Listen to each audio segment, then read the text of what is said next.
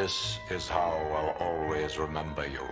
Surrounded by winter, forever young, forever beautiful. Rest well, my love. The monster who took you from me will soon learn that revenge is a dish best served cold.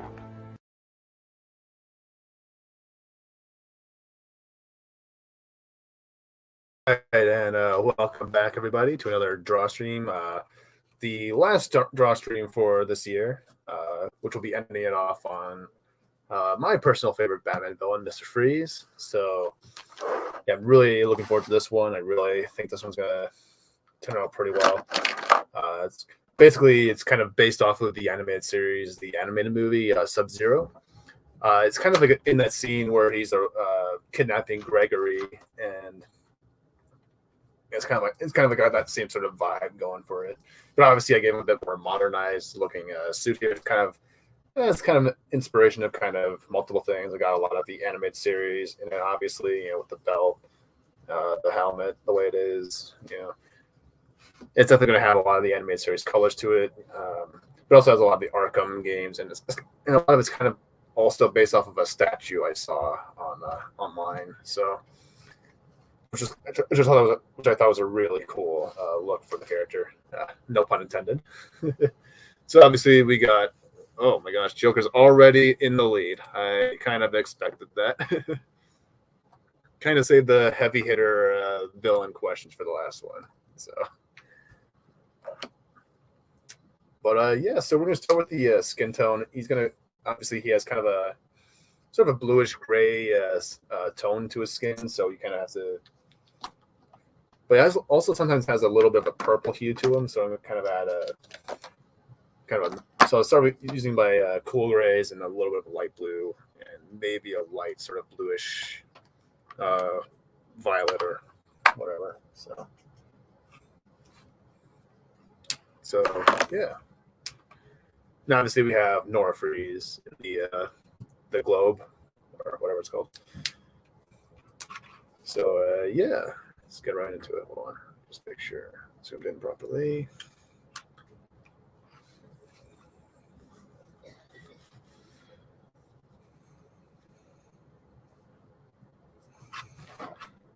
Obviously, don't want to do too much because he is very much light-skinned fella.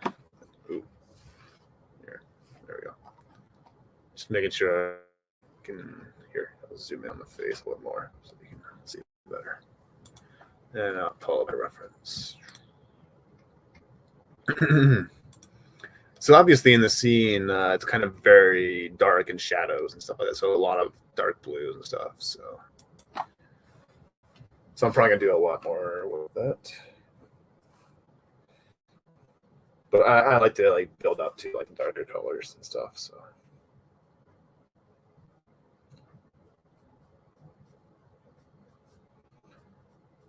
It's not going to be like an exact sort of replicate of that scene. It's kind of inspired by it a little bit. So,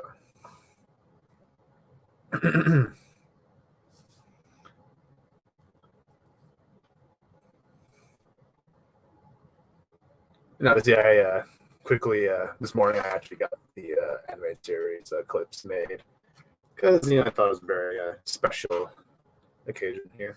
So, all right. I got the neck. Should be all in shadow. My throat is fucking dry. All right. Here's a little of. There we go. What the hell's going on? There we go. There. Just making sure it's in focus so that people can see what I'm drawing. Oh, and now it's tied between Joker and Rachel Ghoul. Nice. So yeah, let's pull out some blue. Just kind of.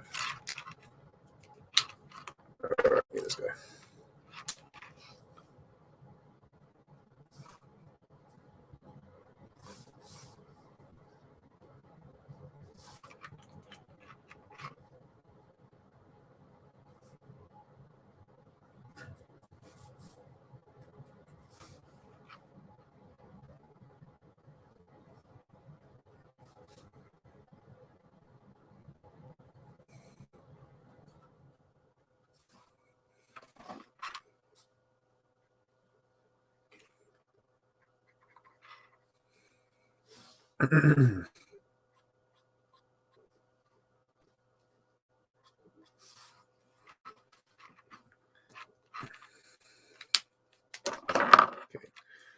So obviously, using a lot of cool grays and some of the lighter blues. So like B00 and B00 for those who are interested in knowing which colors I'm using.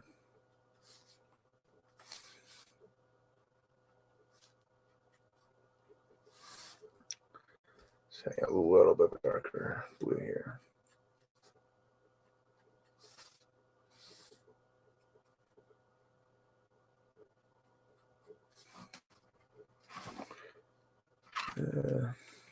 Should be.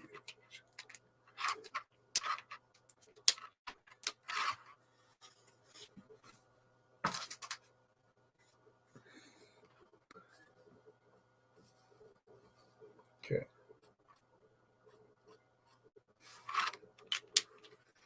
Now let's use a cool gray 0 to kind of blend the two colors together, and obviously emphasize the grays.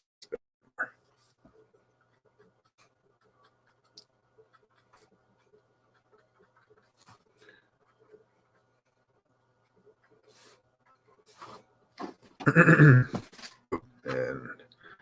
there. Gosh, I really need an overhead setup that really fix all these problems, camera problems. But all right, and add a little bit of the pale lavender. It's BV31 for those interested. Just kind of add a little bit of the, because sometimes I guess because in the Arkham games, there's a little bit of a purplish sort of hue to his skin. So I kind of want to add a little, not really a purplish hue, but you know what I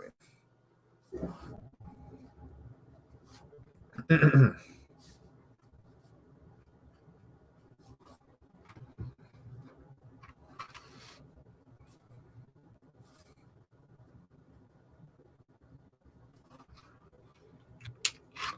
But yeah, Mr. Freeze is like one of my favorite Batman villains, and you know, I don't know. And it's always been kind of like a character that's always fascinated me, even when I was really young. Like he was like kind of like the first real Batman villain I really knew, because my first introduction to Batman and this character in particular, was from the animated series, obviously, but it was from a very young age. I was like 3 or 4 at the time, so I didn't really, know much about the characters and whatnot. But but now that I've, obviously because I'm an adult now and I've watched the animated series multiple times, but the scene that actually kind of struck out to me even way back then was the scene in it's the episode called Deep Freeze. It wasn't Heart of Ice; it was Deep Freeze episode actually. And I just remember the scene where Mr. Freeze like just freezes a Robin in place and kind of walks off. That's kind of always been where kind of got my start with the character, and for some reason it always like stuck out to me. I was like, wow, that's a really interesting character, or I didn't really think about it like that, but it's always kind of like, like stuff like that kind of like sticks with you. And so, and obviously once I've gotten older and started to really understand the character and whatnot, I really dug his story and what it was all about. Obviously, the Batman and Robin movie kind of bastardized his story a bit, or not a bit, a lot. And obviously, there's been multiple versions in recent, and there's also been the New 52 version that's kind of, kind of gone off the rails with the character for a little bit, where they kind of, undid all of his,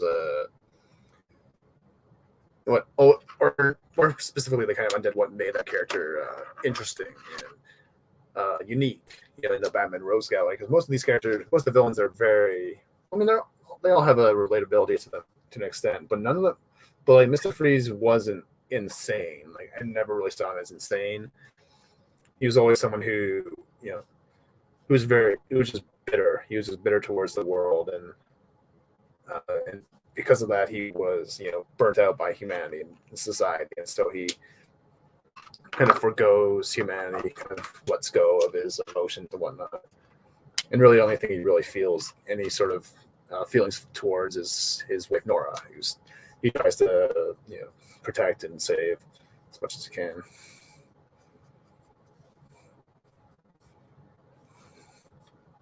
Yeah, and that'll do it for the skin tone for now. Or just the lips here a little bit. Upper lip. There we go. Actually, what BG? But yeah, I think the Arkham games really did a really nice job with the Mr. Freeze's character in those games.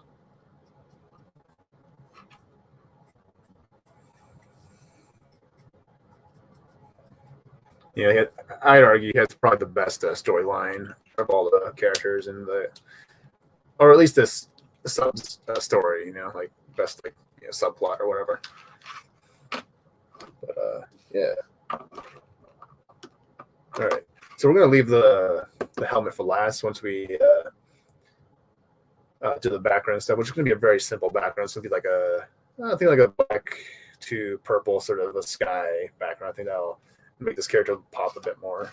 So I'm gonna leave the helmet to it until then. So I'm gonna zoom out a bit, and so I kind of wrote down some notes earlier for what I wanted the costume, or what parts are gonna be what. So we're gonna go ahead and identify those parts right now. We're gonna start with the blues of the costume, the more pronounced blues rather. Because some versions, he's all black, because some versions will have different colors to the suit. So I'm kind of going for a bit of the anime series, and it's also very much inspired by the, as I said earlier, the statue version of the character of the fig, or the statue that I saw. So I kind of used for a little bit of reference, for the shoulders and the chest piece here. So we're gonna pull out a B24, 28, and I think this guy might be better. All right, I think this might be. Just trying to see the blue on the costume. Yeah, I think this will be a really solid fit for it. But I'm not too sure if it'll blend well with this one. That's the only thing. Not that one.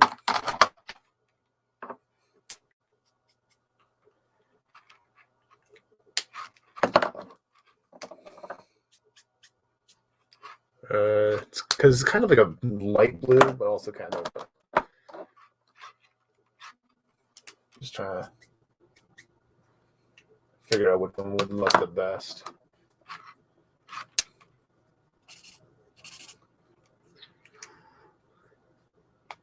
All right, I think I'm going with this one, and we're gonna. All right, we start with the BO5, then we'll work our way to other colors.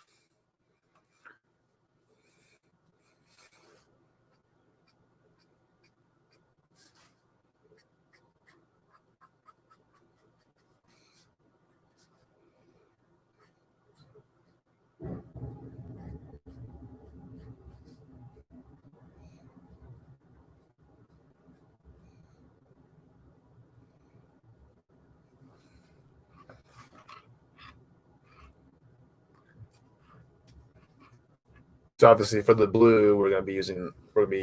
So I'm kind of using the anime series sort of design for reference where the color's gonna go. So I'm kind of going for the shoulder, so the shoulders, the arms, parts of the legs will all be the same sort of blue. So that should all be colored in because shadows. And we'll leave that. We'll add a little bit of highlight there.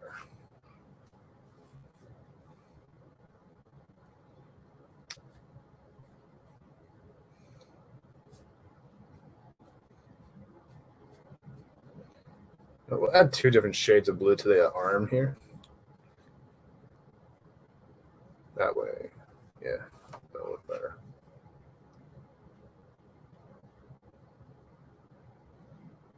Just add a little bit of variety to the look of the character. And then the crotch plate was, it was same blue. So.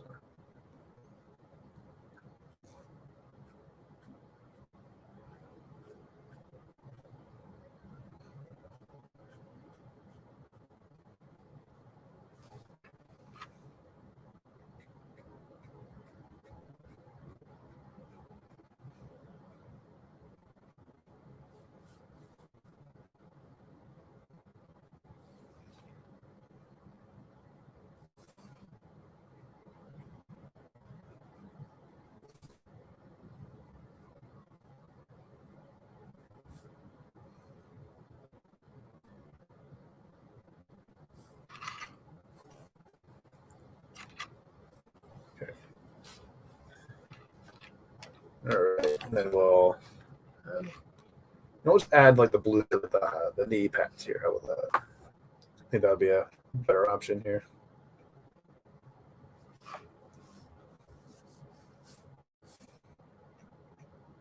So I'll kind of follow the ink lines.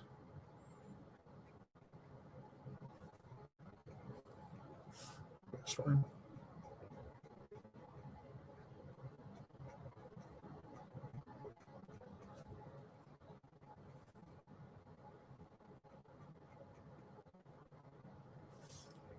Okay, that's it.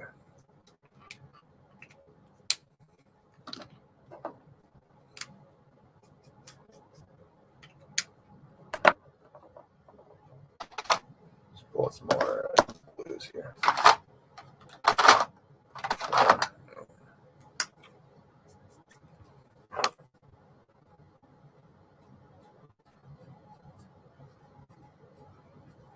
Use the B24 for the main blue on the gauntlet here.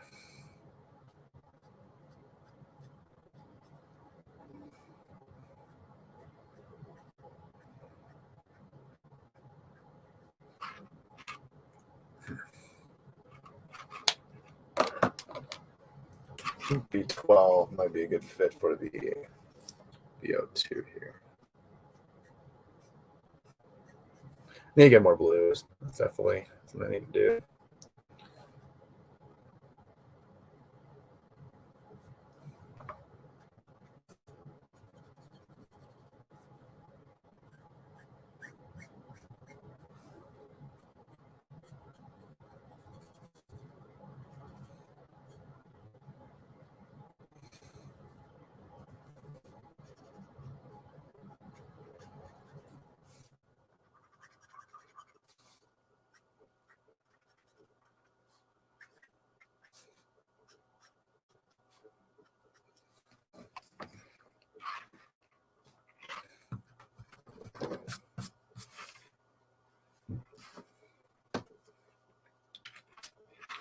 You know what? I think I'll add a little bit of blue to the backpack there.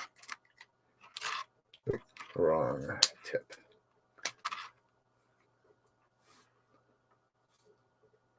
Put it to the top here.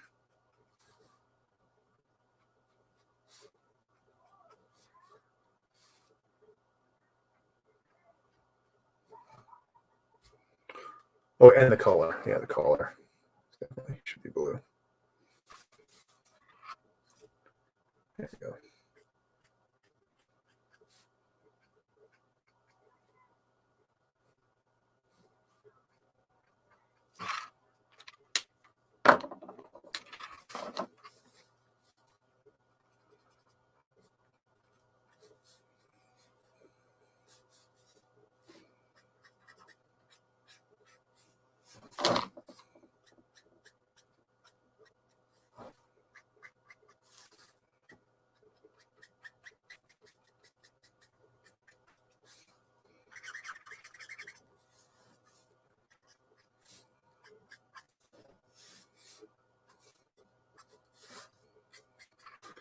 All right.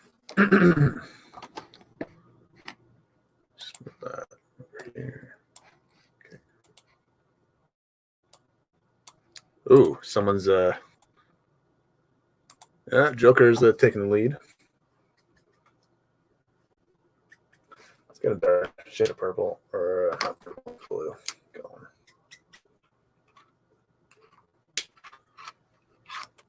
Not that one. Okay.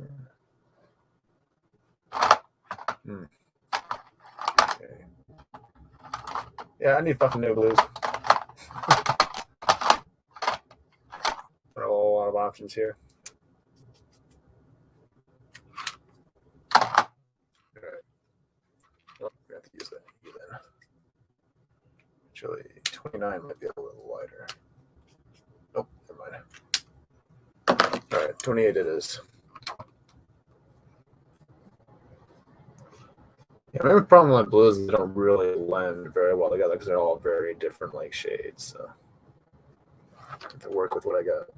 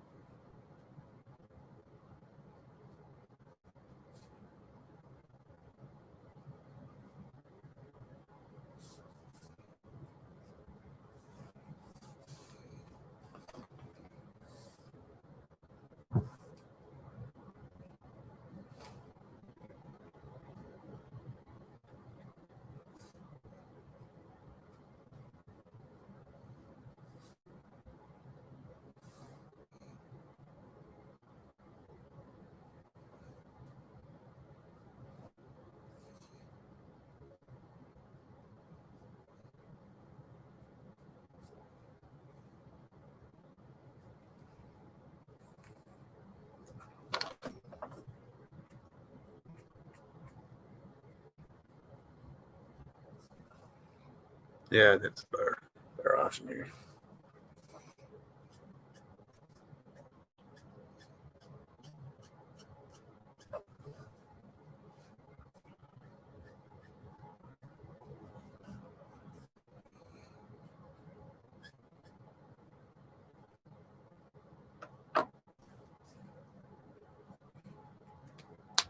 Okay. What else?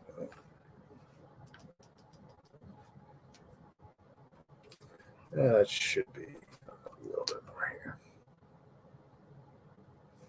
No, I have more of this guy.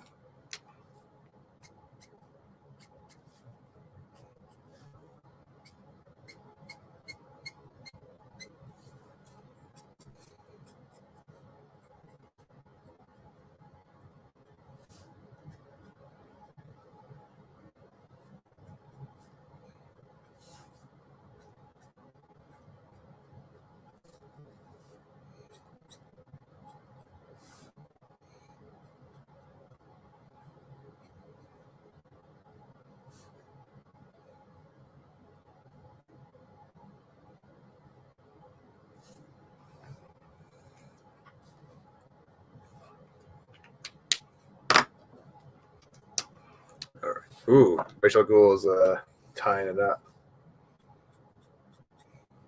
All right, let's use the B24. There we go. Blend the two colors together. Well, three now. I'll use some of the highlights. Yeah.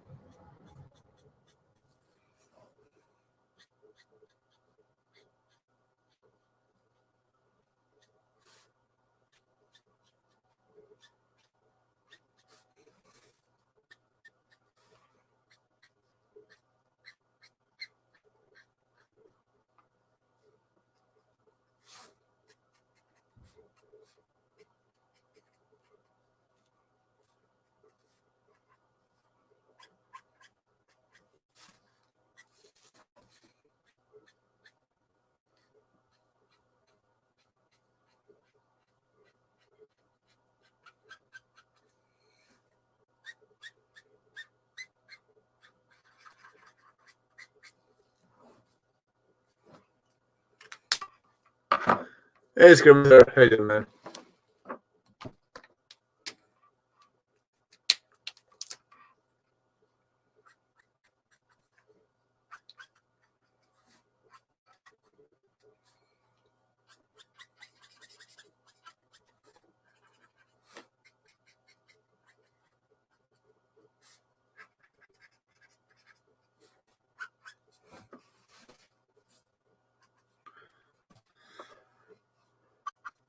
All right. I think that's.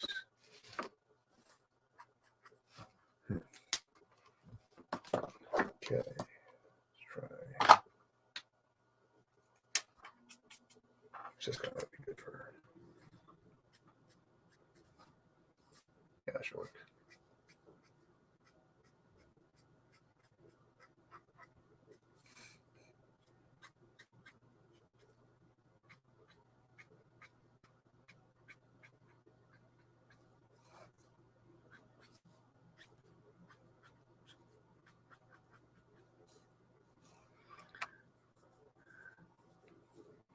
Yeah. Well, this whole month I've been doing a lot of streams, like kind of all. I've been streaming all week because I have big because my job kind of gives us the like half of the month off for December, so I decided, why don't I just do a couple draw? Why don't I just spend the whole month doing draw streams and stuff like that? I think that'd be a good way to use my time. So I've been drawing Batman's all month, or Batman villains all month. It's actually my last one for the month, so.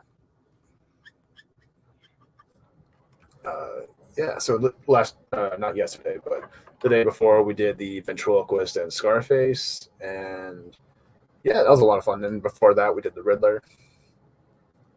So yeah, I've been a little bit busy today these past couple weeks. So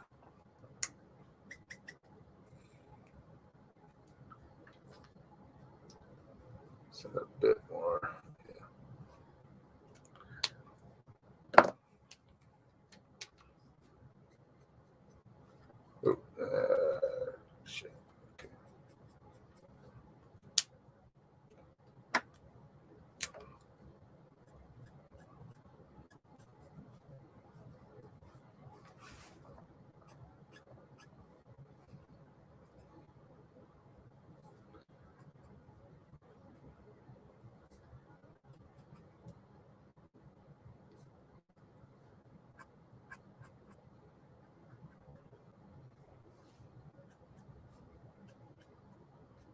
And like the main reason why I stream a little bit earlier on my Sunday stream is because I sometimes stream with Macany 90, so or I sometimes pop on with his channel, so I don't want to overlap or anything like that. So I usually try to get my stream as done before his starts. Usually, sometimes I'll pop on his stream channel, or or sometimes I just like to watch because I like to hang out with my friends. So yeah.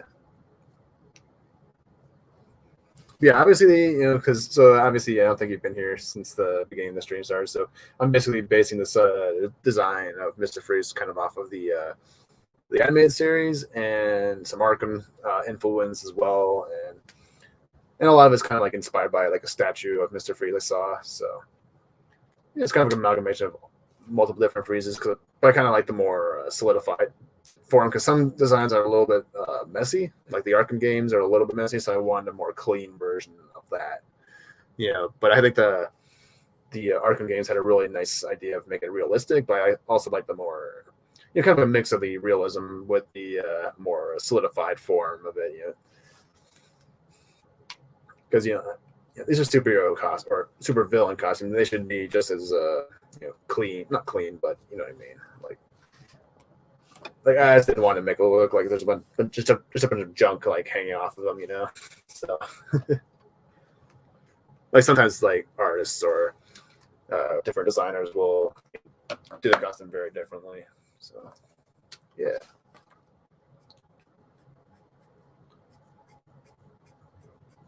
Thanks, man. I appreciate that. Okay, yeah. Gotcha.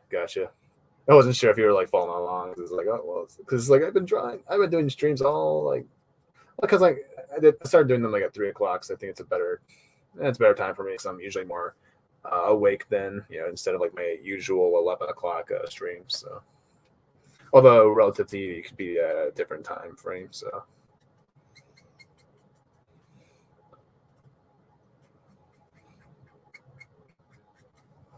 all right, I think that's a.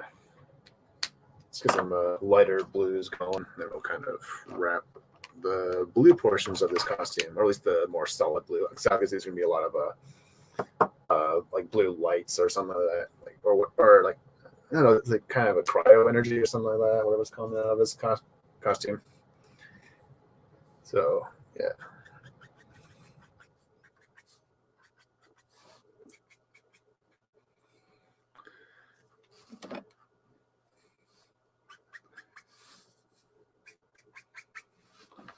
I haven't really decided what color I'm going to use. I guess I'll just go for like a kind of a gray for the gloves. I haven't really decided yet. Yeah, I think gray would look good because the black and whatnot. And the top of the glove needs a bit more work.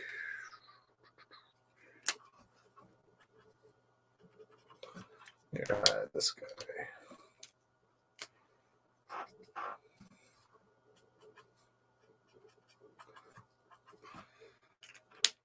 But yeah, I need to grab some new blues in the next couple of days. Just running, or not really running out of blues, just more don't really have the right kind of blues that really blend well together at the moment. So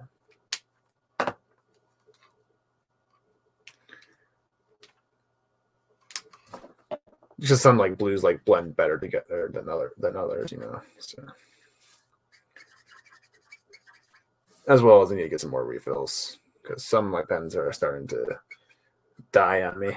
So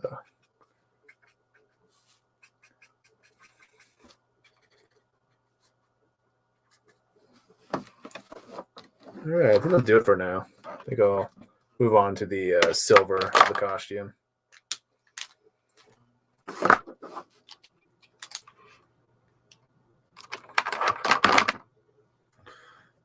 Voice actress? Ooh, man, there's a lot of great voice actresses. Simone Montano, Susan Eisenberg, Laura Bailey, Tara Strong. I think Tara Strong. I think she's very versatile. She's a very versatile actress. I think she's a. I guess I put her or. And there's a lot of great actors. Arlene Sorkin, who doesn't really do a whole lot anymore. I don't know what she's up to. And hey, Chris, how you doing, man? And before you ask, yes, I have looked up Victoria. What's her name? The Victoria actress you keep telling me to watch, and yeah, I actually think that she would be a decent Cassandra Cain. All right, let's pull up my Grace. My cool Grace and my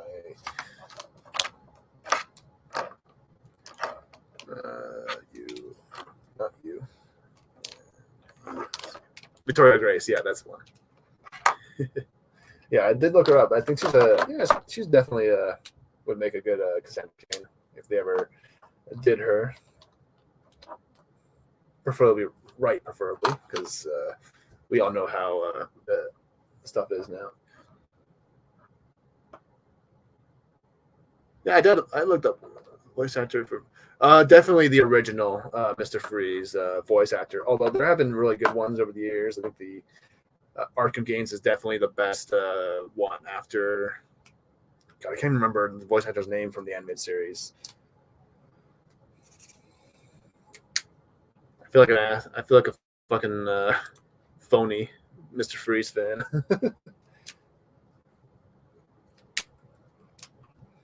But yeah, obviously the animated series, Mr. Freeze is probably easily the best voice for the character. But the Arkham Games, I think Maurice LaMarche, whatever, Maurice something. It was Maurice something who played him in the Arkham Games. He did a really good job. He really captured that really cold, very cool type of voice for the character. Sort of unfeeling sort of guy. Yeah. It's like, well, I got a lot of things on my plate. I'm really focused on my art and stuff like that.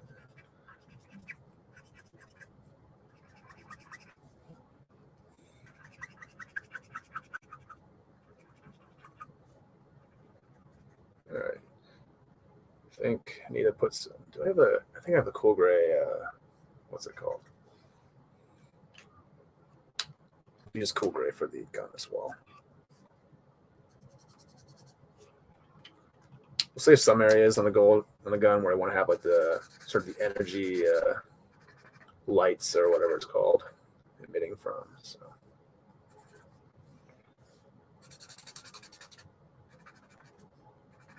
Let's save that area.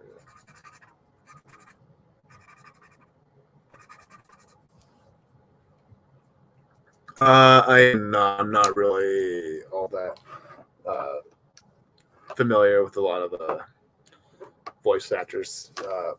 My favorite voice or at least the anime actors, but definitely my favorite voice actors are definitely like Kevin Conroy, Peter Cullen, Frank Welker.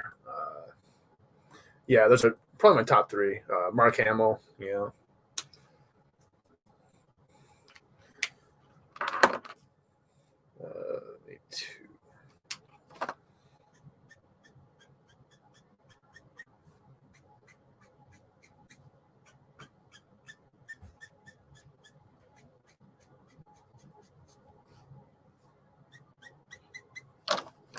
And for those watching, I'm using Cool Grays 2 and 1 or 0 for the gray, the chrome, not really chrome, but sort of silver on his costume here.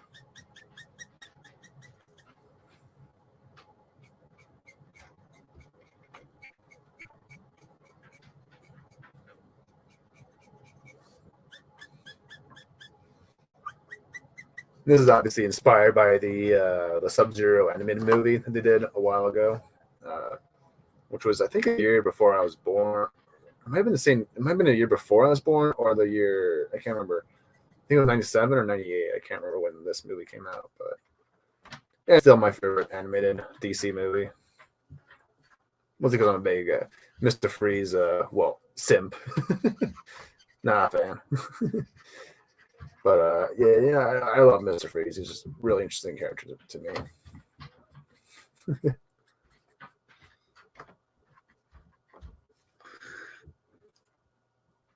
I think Johnny Youngblood. I think he played Bumblebee in the animated or War for Cybertron game. I think I know him. So, yeah, I think that's. Well, definitely Heart of Ice, but Deep Freeze is a really good underrated episode.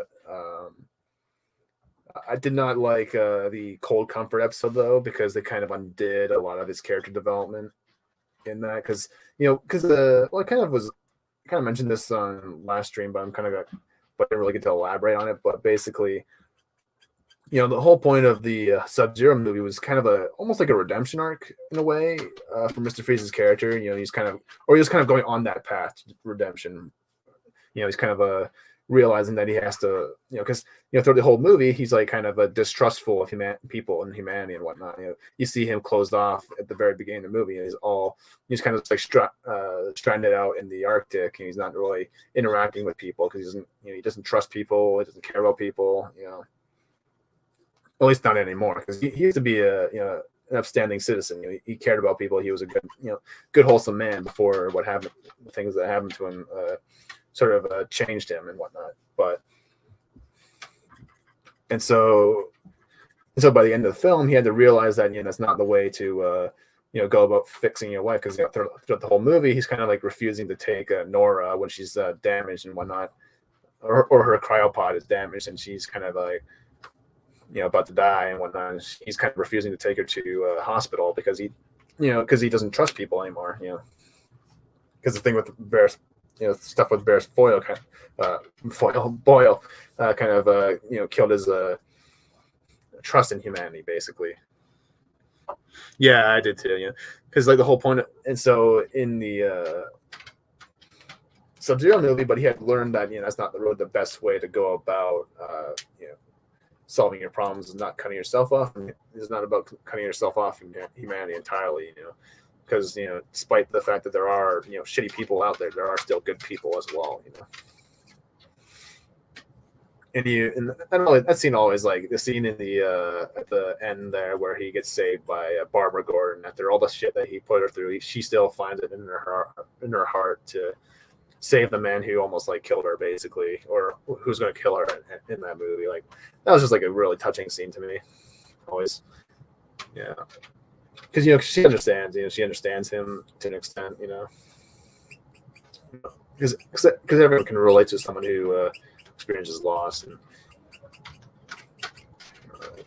that kindness is kind of what kind of makes Mr. Freeze kind of realizes why that he has to change in a sense, that he has to trust Batman, trust in these people who are actually trying to help him. And trust that there are good people in the world and whatnot and stuff. And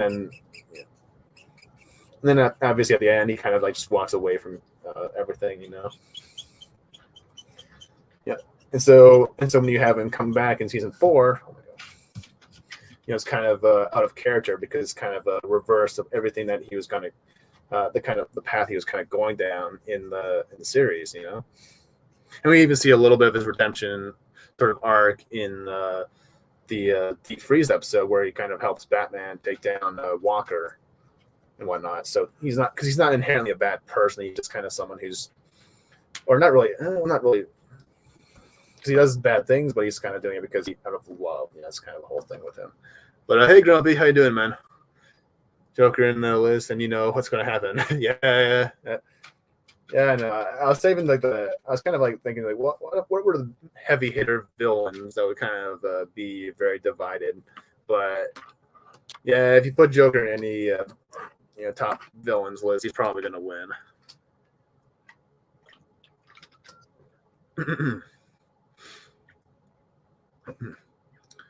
Nice. Yeah. All right. Yeah, but yeah, in season 4 of the animated series, they kind of undid that by having him revert back to being a criminal, he's kind of taking, his revenge on humanity, I guess, because, but it's just like, that's not really the whole point of his arc that he was going down in the movie, and that's not really where his story was going, Like, to me, it wasn't even so much these, I mean, it was kind of stupid visually, the fact that he was like this fucking walking, like, head on a spider body or whatever the fuck, but it's just like, it's like, what, I could live with that if like the character didn't like get deconstructed, and stuff, and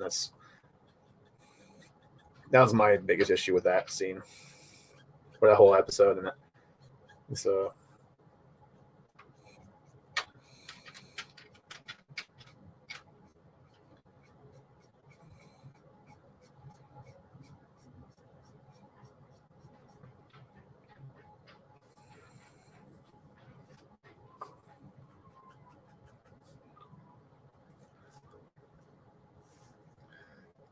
Kira Buckland. Ooh, maybe. Yeah.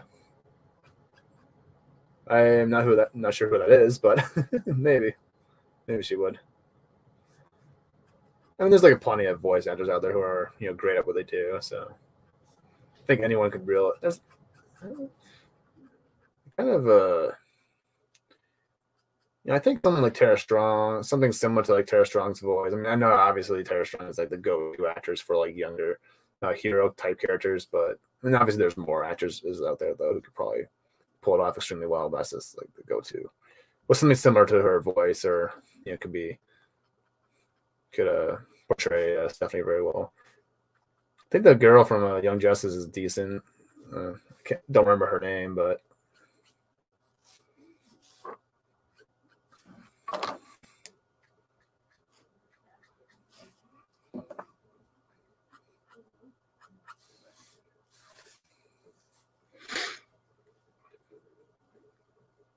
story is it's okay. I don't really see that as his definitive backstory, though. I don't really, because like they kind of make a hints in the story that's not really happening. Like for example, in the book, there's actually scenes where like you'll see like laughing heads and stuff like that. You'll see like people laughing, so it kind of so it's kind of like, so you don't really know whether or not this is a real like story. The Joker is like kind of remembering. It's kind of because he kind of remember, because he says that in the book. It's not.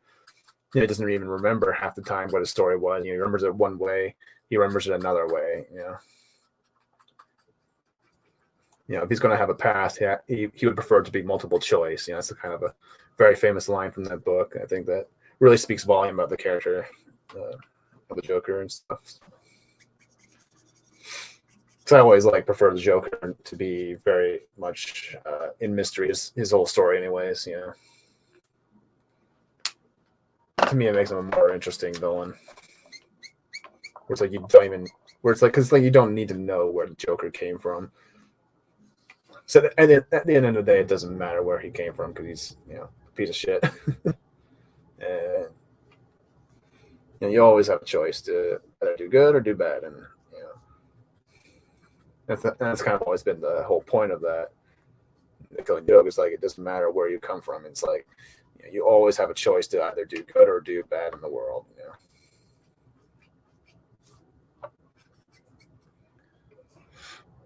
Yeah, I really enjoyed the Killing Joke. Yeah, I'll definitely check that out. I think you mentioned her before, so I might have to.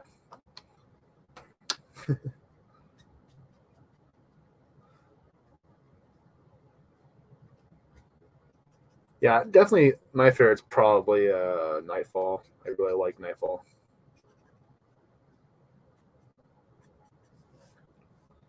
But yeah, I really like the story they did for Mr. Freeze in the Arkham games. Like, I feel like they put a really complete, really interesting story with this character, and really did him justice. I feel like honestly, I'd say that he had the best storyline in Arkham Knight, because Arkham Knight had a very meh storyline. It was kind of like all over the place. They kind of rushed some things. Like they rushed in, Under the Hood. They rushed in like a story with Scarecrow. Kind of felt. It was just like kind of a story that was all over the place. Didn't really mesh very well.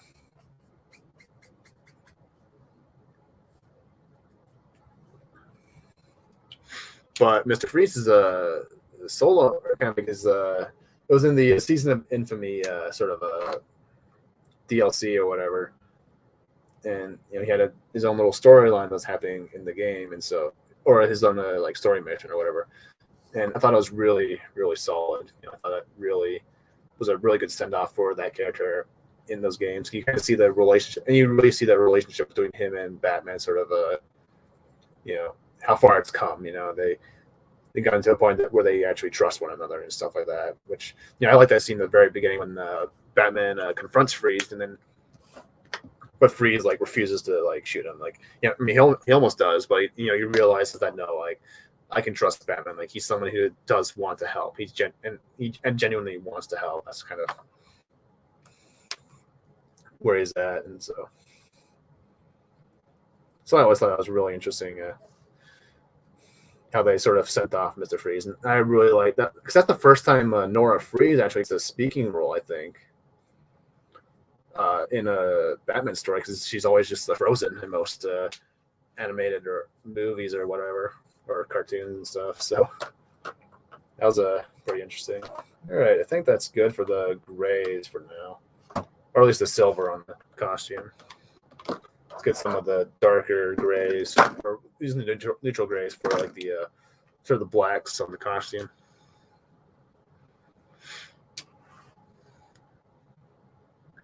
Joylin Kyo. I am not familiar with that character at all. So.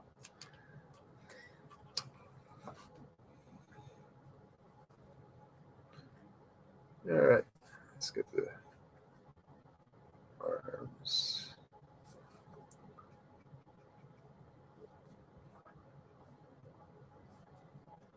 Actually, the wristbands. Yeah, we'll do that after. Work on those a bit. Let's get the legs going first.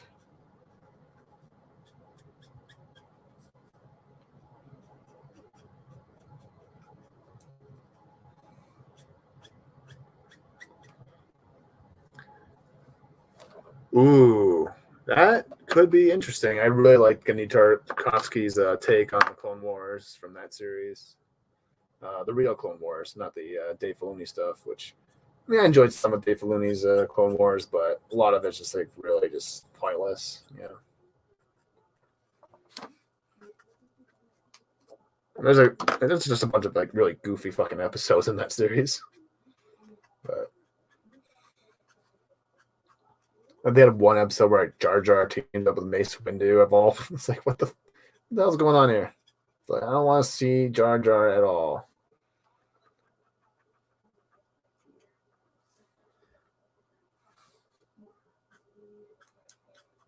I mean, compared to now, like with the Disney Star Wars characters, I mean, Jar Jar's a fucking a legend, Like he's a far more well-developed character than half of the newer ones they've been creating, but still, it's just like,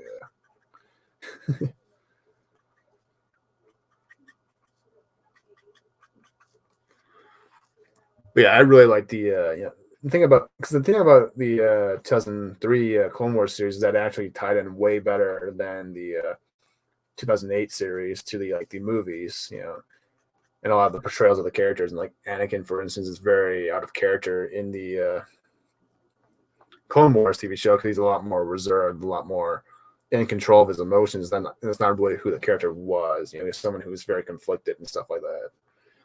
So they kind of went against that idea for the character.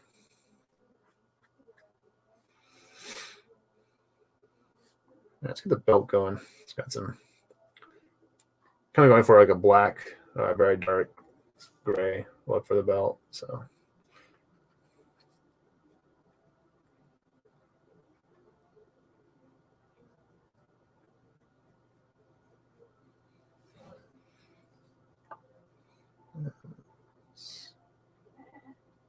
Put that there. He's adding little like gadgets, because I think the character would have like a little bit of a, he would. I think that Mr. Freeze. That's one thing about the Arkham games I liked is that he had more than just his like freeze gun. He had like little probes they would send out. So I kind of imagine, and he had like those ice grenades and stuff like that he gave Batman. So I imagine he would have something a little bit more than just his gun on his arms, because he's a very intelligent character. So he wouldn't just go in with the gun. He'd be prepared.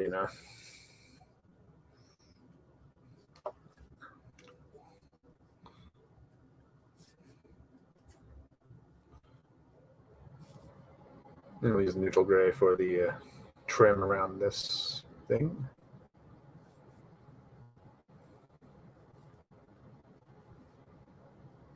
We'll save that for a little later.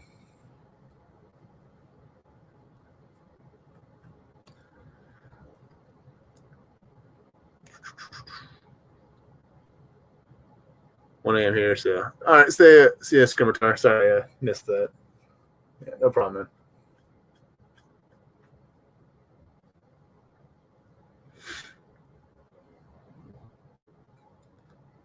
Oh yeah, I watched that one. Yeah, I've watched I've watched that one before. The one they based off of the Invincible comic, or at least the ending of it. I'm not really the most familiar with the EU, just because I haven't really gotten to that point. Like I'm aware of what happens. I'm aware of like the overall story of where the EU kind of takes the Star Wars universe, but I just have not had the time to go through and read them all. But like so far, I've only read the Thrawn trilogy and the Jedi Academy trilogy, and that's about it. Just haven't really had the time for it. I'm kind of a slow reader, so. But I'm going to try and make a point to it to do some more reading this year. So I think next is like the iJedi book, and then I think after the iJedi, I think it was like one of the I don't know. But yeah, I really like that one. They got really good actors for Jaina and Jason Solo. I think they look really on point.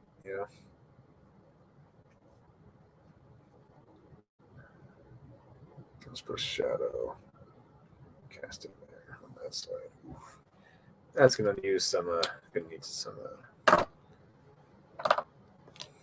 tweaking later to blend the neutral gray into this a bit better.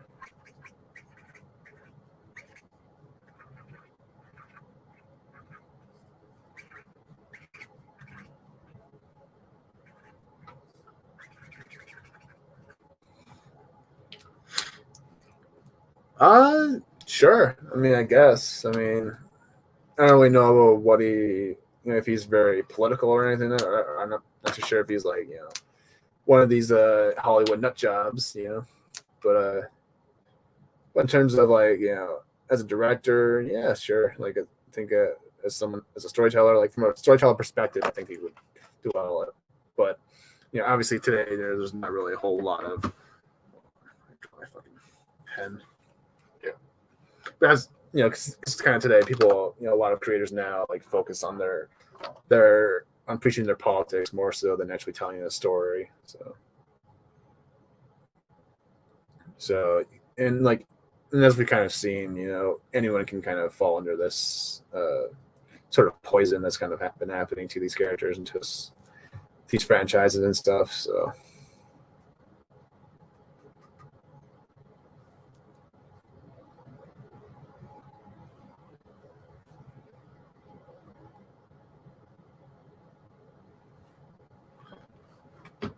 But yeah, he's definitely a wonderful storyteller when it comes to like his animations. He really knows how to tell a story through visuals and stuff like that. So.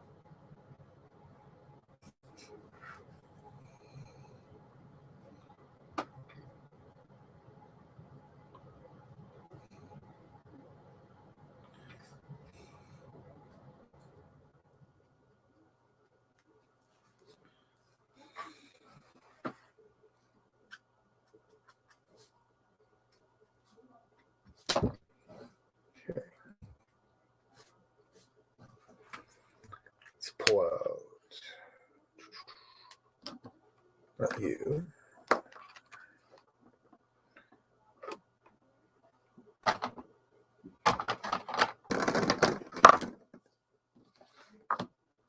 Yeah, not you. 4. Yes. Okay.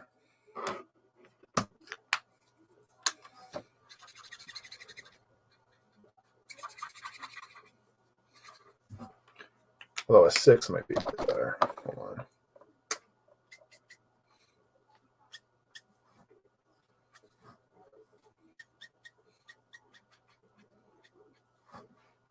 Yeah, I'll go 4. Or I think maybe a Cool Gray. Yeah, Cool Gray essentially for this one.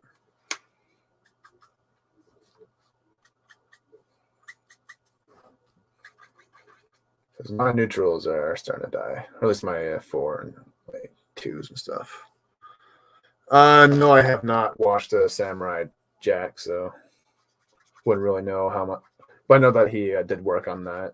I just haven't really seen any of it.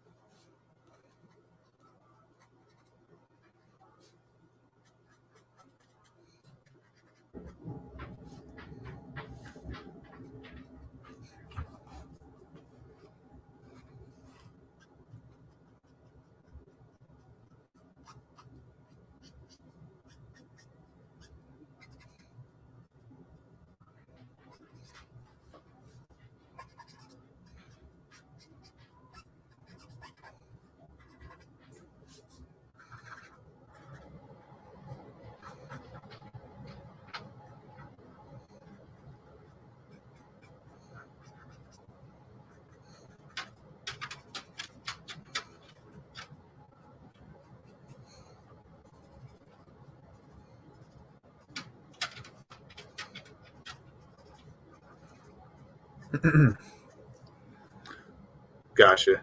Yeah, I heard it's good. I heard it's a good series, so heard good things about it.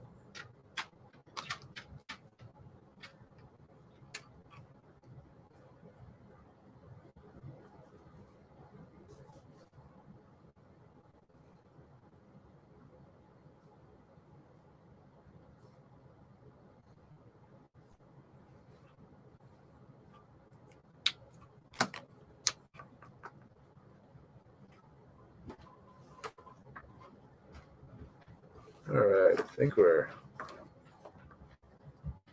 got a bit of a shadow casting down this way.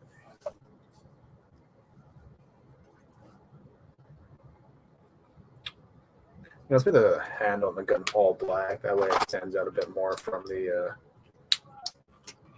glove here.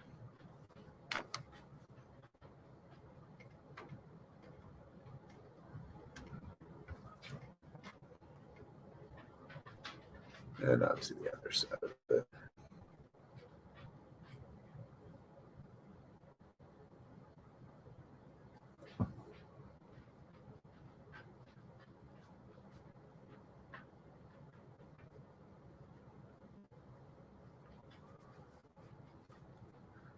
I haven't really read Super Son, so I don't really know a whole lot about him.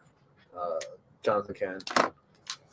Because I have not, or any of the new, I just haven't really been into the newer rebirth stuff, aside from a few titles here and there.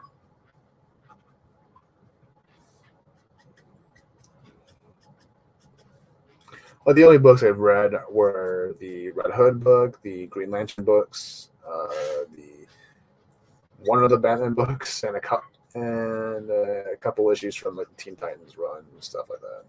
Or not Teen Titans, the Titans runs, the ones without Damien's punk ass. But and a little bit of the Shazam book, but that's kind of where I started to drop off. Although the Hawkman book was actually pretty good, pretty decent, but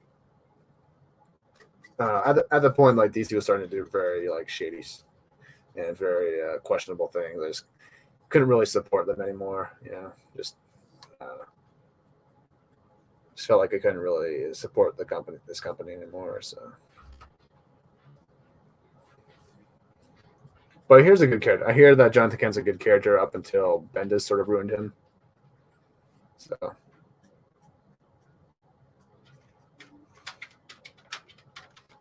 I know a little bit what happened. Like he kind of got tortured by Zod or not Zod. Not Zod. I think it's Superman. It was like the Crime Syndicate people tortured him, like the Ultraman and the Superwoman.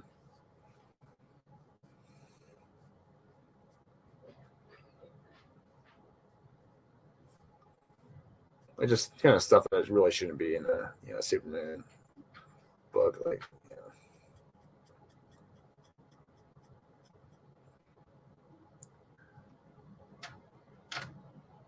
uh, I haven't really started that one, and I don't know if I really have any uh, immediate plans with that one. But yeah, we'll definitely.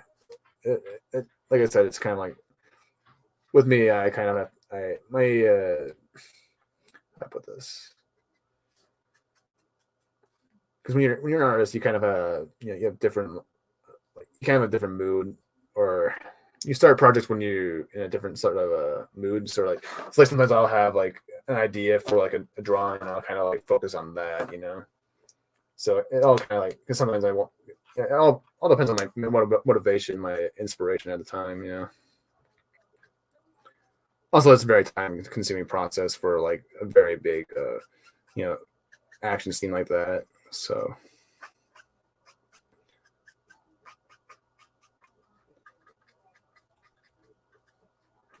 and I've kind of been working on my book, or not my book, but kind of been working on a lot of things. Well, I haven't been working on my book,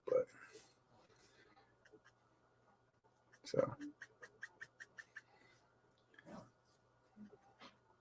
But yeah, it's still on the list. It's still on the list. I have, but I have like a ton of things on my list, of things that I need to draw. So. And I usually prioritize the ones that I have a better idea for, like because sometimes some of these drawings I've already had like kind of ideas in my head and how to approach it. So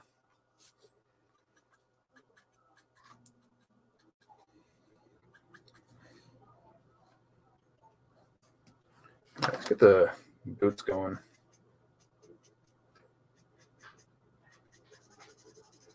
I should get a darker shade because there should be a shadow casting down.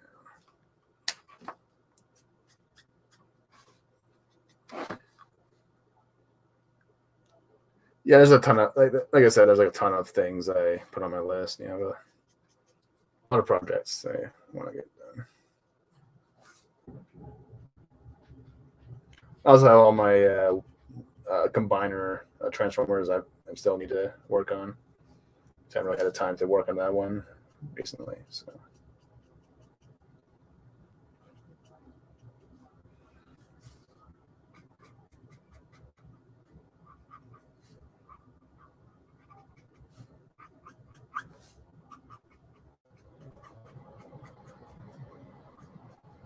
Let's see.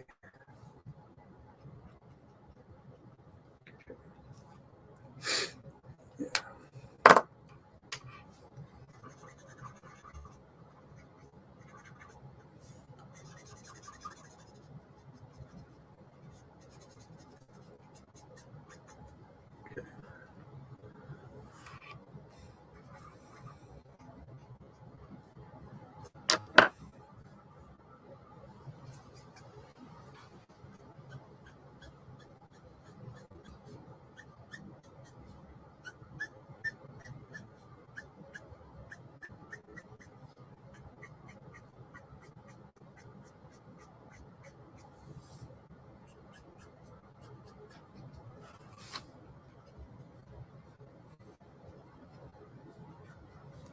It's on the black skull.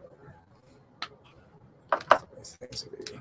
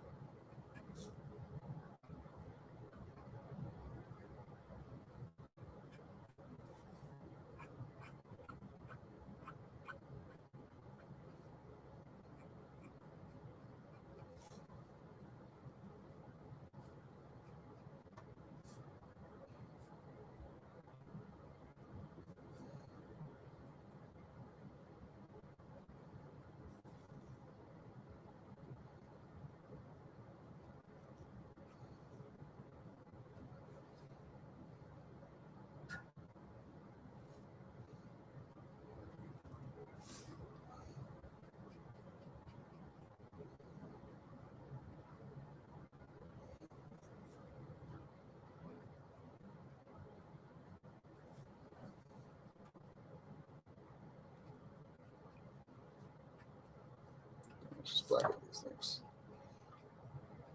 Better all just black.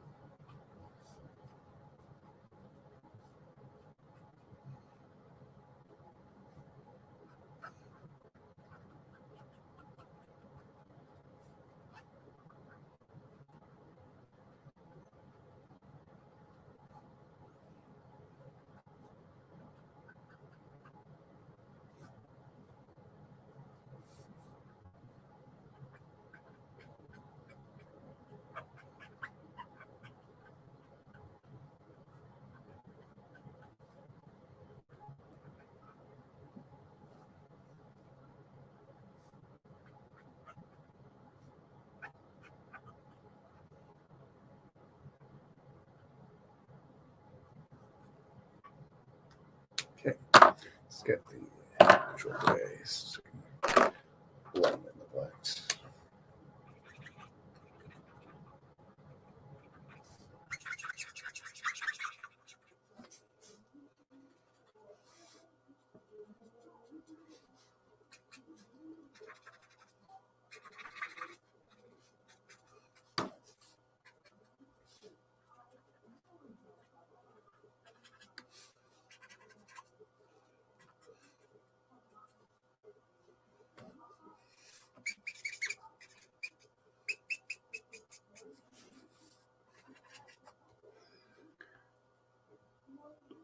I've never. I used to watch Scooby Doo as a kid, but it's not something that really stuck with me to my adulthood. I haven't really watched any of those. So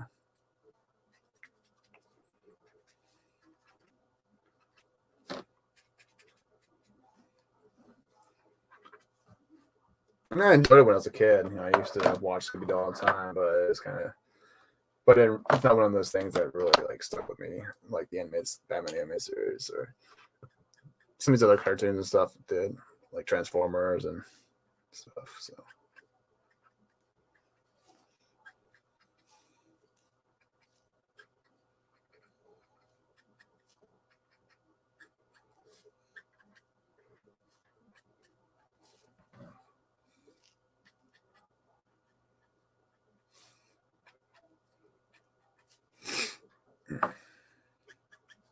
Let's block all these.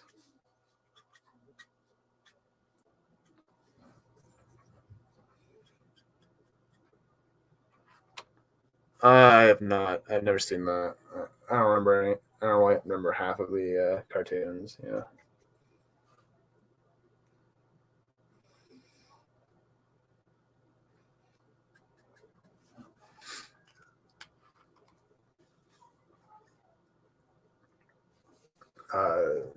Although I do remember we used to have it was like kind of a Batman Scooby Doo animated movie like crossover, like very classic Batman teaming up with the Scooby Doo gang or whatever. So that was kind of fun. I don't remember. I don't have it anymore. I haven't seen that in ages, but yeah, I used to watch that all the time. So that's about as far as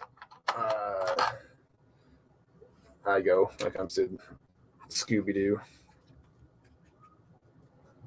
And I haven't seen the new movie yet. I've seen the live action ones, the first two, which were kind of meh, kind of dumb. I mean, the casting was kind of good. I think the actors are, they're pretty spot on. I think the actors did a fine job. But the movie itself is kind of like meh. Although they had Mr. Bean in that movie, so at least they had Mr. Bean, and I love me some Mr. Bean.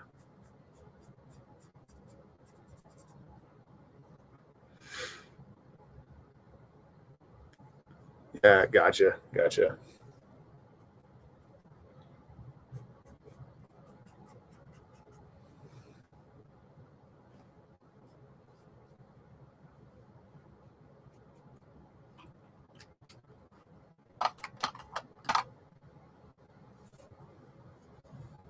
All right, I think we're ready to move on to the bright sort of blues popping out. So trying to decide which. Maybe the hold on. Maybe this guy. Maybe like a blue green ones. Yeah. Yeah. And I remember watching the first one at least a lot when I was a kid, but yeah, at least the first movie. But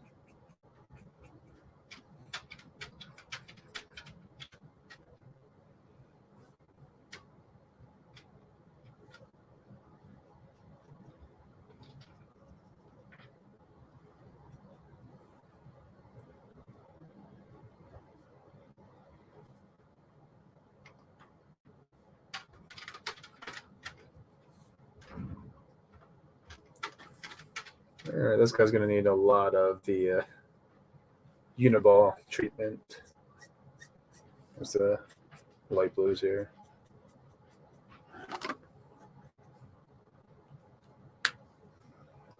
Okay, let's get a BGL. Yeah, let's go.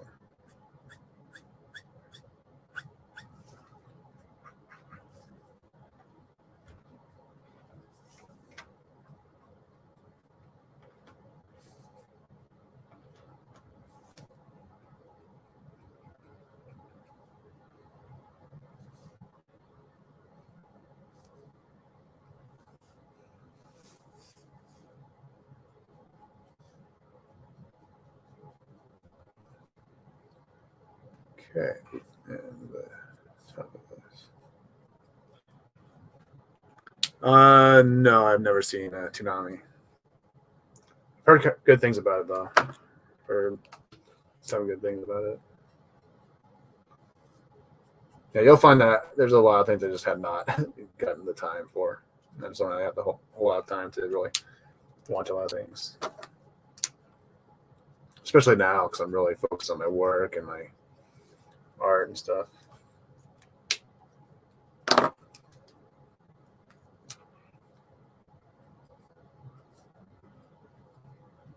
Especially since I'm thinking about making my own book and stuff, so it's kind of it's just kind of hard to balance your time out, you know.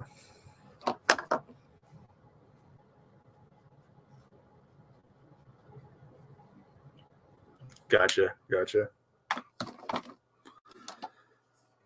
All right.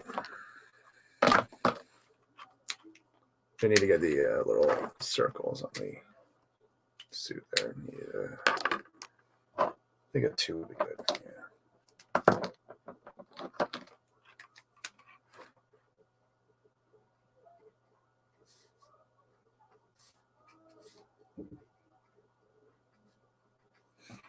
Two and then a 4.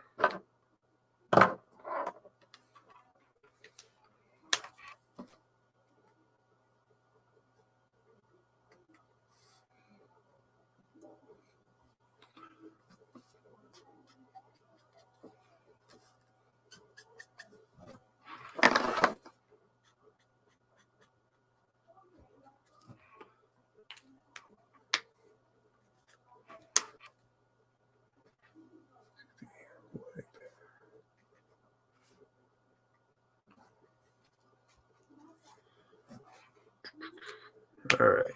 Let's see. Well, he's coming along pretty well, I think. All right, let's get the BG 000, kind of blending the two blue greens together.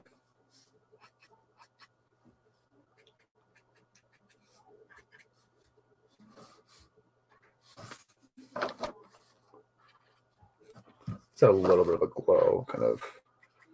I imagine there'd be a little bit of a glow, so I'm kind of using this kind of admit a little bit of a well on the suit and stuff.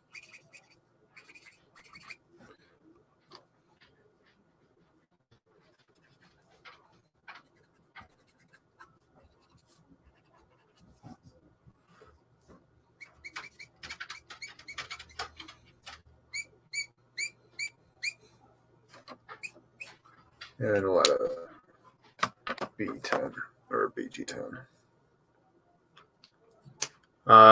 No, like you're gonna find that I'm not at all informed when it comes to the Scooby-Doo movies. Like, only stuff I remember is from like episodes I watched was like 5 or 6 or something like that. So you're not gonna get a whole lot of stuff. So I have no idea what's come after.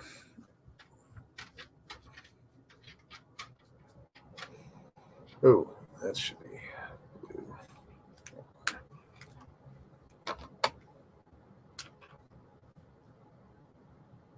There we go. Nope. No. Just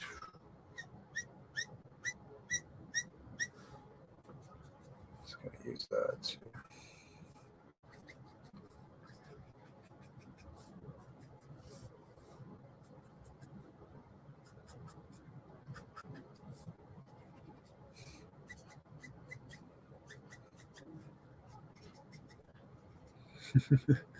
Oh, if you're definitely Rogue from X-Men. I really liked Rogue. Granted, the only stuff I've really seen of X-Men is the animated stuff and a little bit of the comics I've been reading.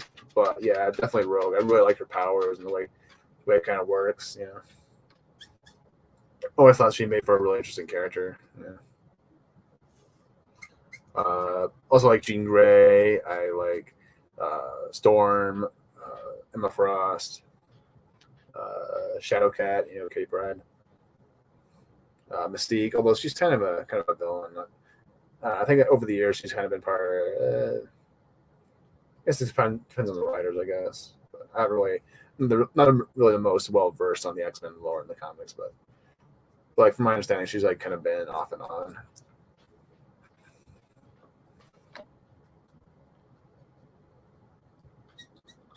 But yeah, like Psylocke. Psylocke's great.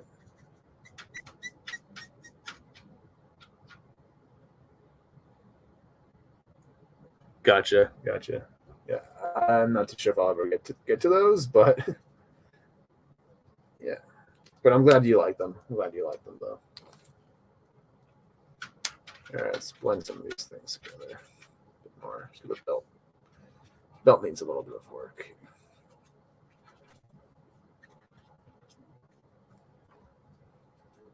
All right, this should be good.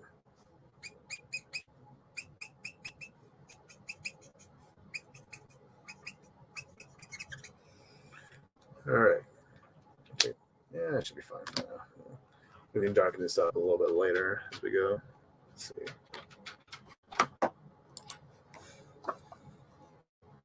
The 4:52. We're cruising today. Yes. Time really flies by. All right, let's get some blacks in there. So let's kind of add some darker areas. Because shadows are really good for like making things pop out a bit more.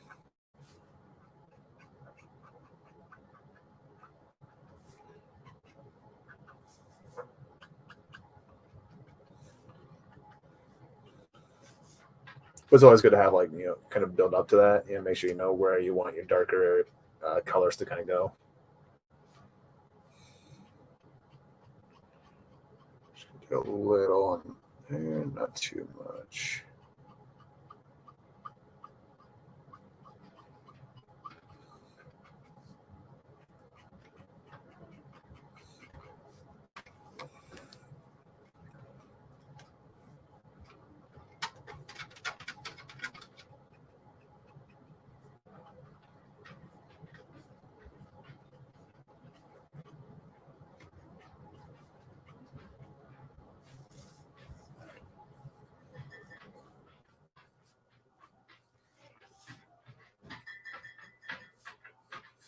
We'll work on the lines later. Just get important stuff going.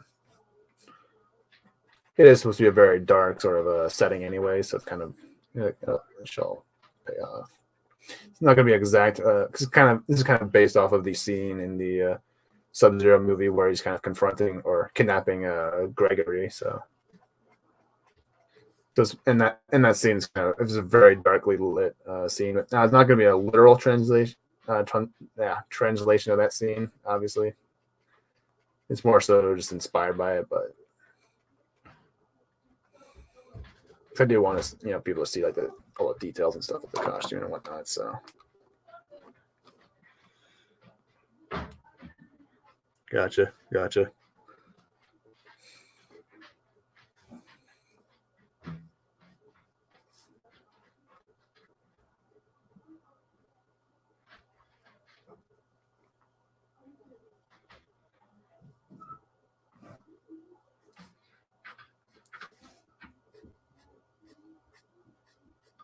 And some black to the gun here. Kind of like the idea of, like, I kind of based this gun a little bit off of the I kind of like the idea of him having like a tube, kind of like Shockwave does, kind of extending to the backpack here. That was a cool design.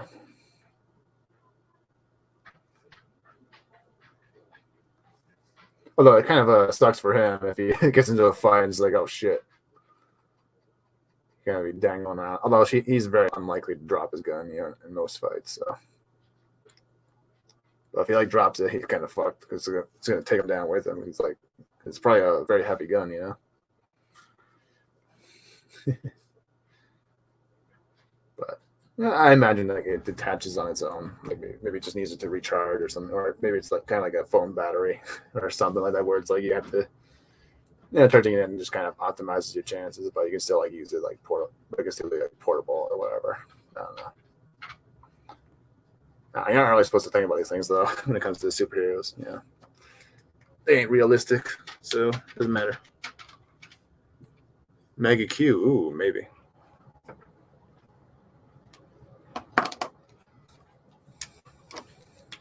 All right, sort of blend these blacks in now.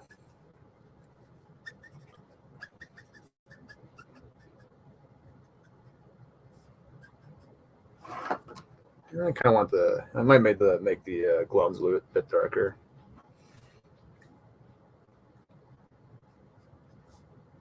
Or make the gun down. We'll work on that later. Just color all that in.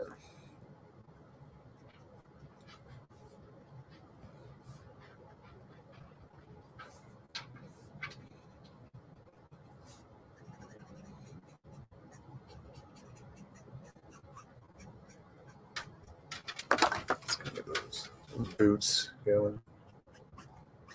All right.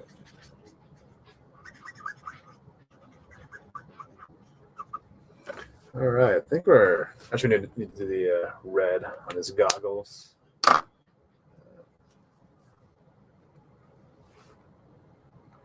just realized there's a line on this fucking helmet. I just realized that. Yeah, we'll take care of it once we get to it. Start with some. I don't want it to be an orangey red because some of the reds are kind of orangey. Let's see. Yeah, that should be good. Let's go all red, and we'll add little details here and there once we get going.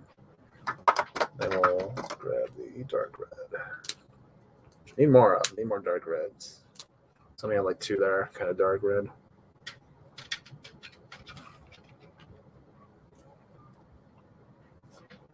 All right.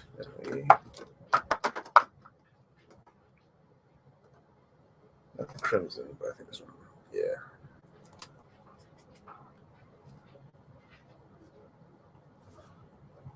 All right. Obviously, we'll go back and use some of the jelly rolls to kind of touch that up. But yeah. Dude.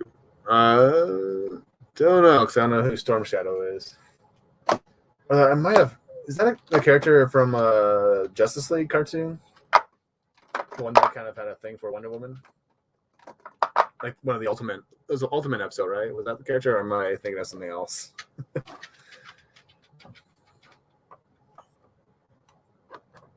Or no. It was Long Shadow. That was his name in the animated series. I think. Okay, yeah. No, I was thinking of something different. Never mind. It's one of those things. All right, so I'm not going to color up the ball here just yet because I want to get the background, sorted for that. But or not the ball, but the whatever they're called. Whatever that shit's called. It's going to be background reference I was kind of using. So a lot of the ice is going to be very much blue, or snow rather. So because it's supposed to be like late at night, so it would be like kind of a bluish color.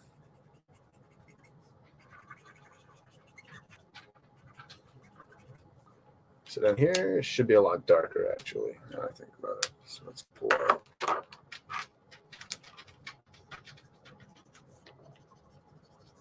Yeah, it should be fine.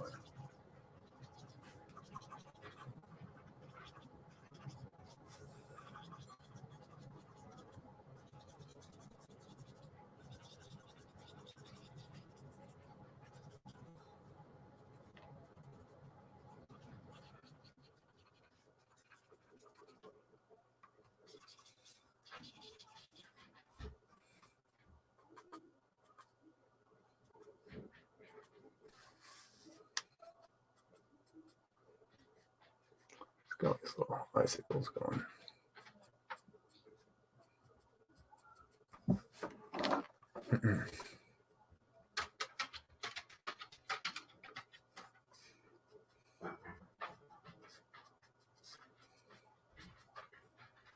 Okay, from G.I. Joe, gotcha. I was thinking because there's a character named Long Shadow in the animes. I was like, wait, are you referring to that character? It's like, I guess. But I thought that's that'd be a weird character to think about in that way. But yeah.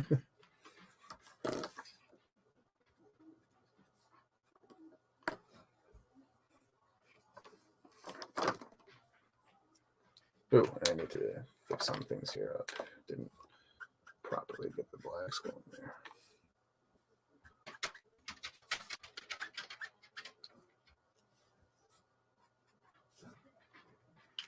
All right, let's leave the blue for now. Just get the background situated. All right.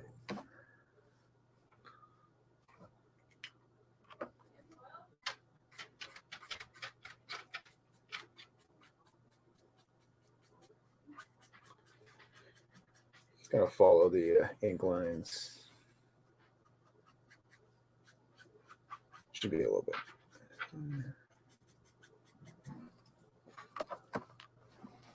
Here, I'll zoom out just a little bit. I think it's as good as it can get. Hold on. There we go. That's a little better.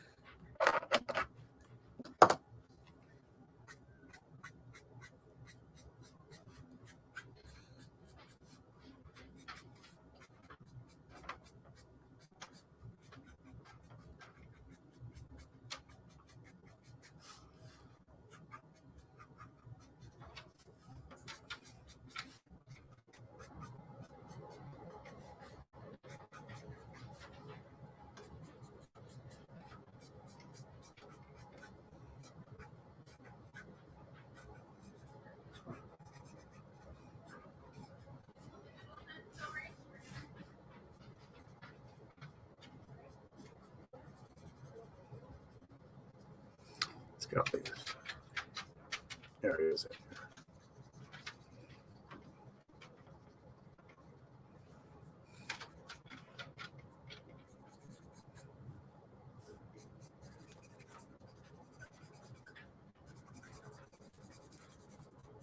I don't know anything about G.I. Joe, so I don't know who that. Don't know much about that character.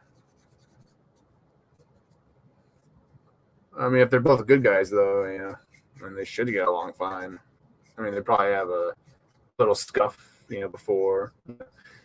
I feel like some storylines kind of take when heroes may get too far sometimes. Like it's like most heroes, like if they're on the same side, like if they're on the same side of goodness, like they're all gonna kind of get along eventually, because heroes are usually supposed to be very our heroes are supposed to be very straightforward. They're supposed to be very have a lot of common sense, so it's like they're not just mindless brutes that just go around attacking people.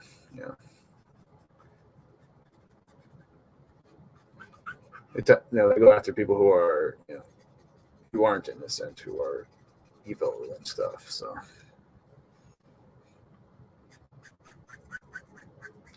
that's why I think they kind of took Batman versus Superman way too far. It's just like, I mean, granted, they didn't really do a good job of developing Superman in that show, so you can kind of understand why Batman would go after his ass. But in like the animated series, like they quickly realize they're on the same side because they're not fucking idiots, not idiot luckheads who just like fight because fight. It's good. It's like no, like the first scene they show up, it's like they both know they're on the same side. Like even when they first like have their little fight, they're kind of it wasn't really a fight. It was kind of like a little scuffle, but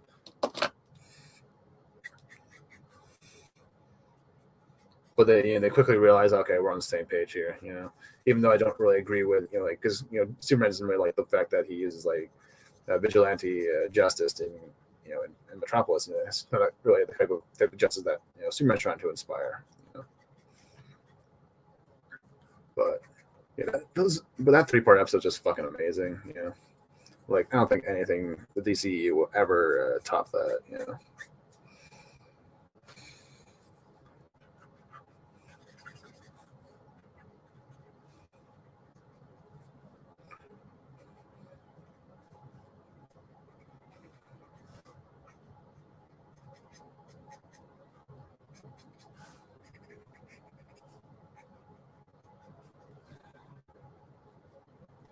Gotcha. All right. I haven't seen the X-Men movies actually, so I can't really say. I don't know. I just haven't really had the interest because it's gonna kind of sound kind of not really childish, but it's just like I just don't really like the costumes. Really, that's really the main reason why I just didn't. Because X-Men, especially because I'm a really big fan of the '90s cartoons, so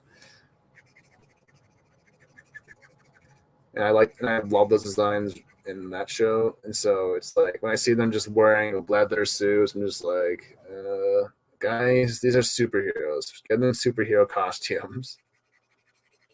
It's like stop trying to be Nolan or whatever, trying to do this whole realism crap. It's like they're not realistic. First of all, they're superheroes. So stop trying to make their costumes look like that.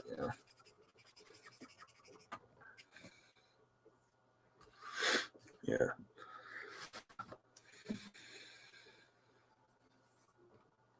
Gotcha.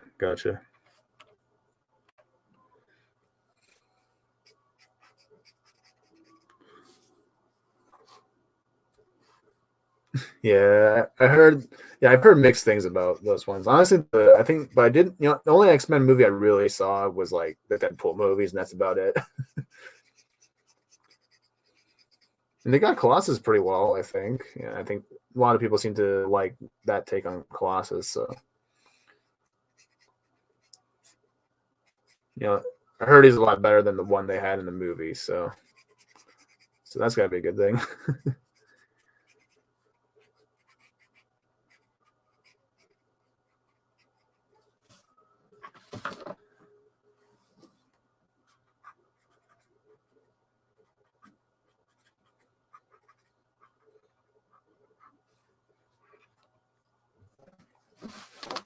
All right, that side's I need to.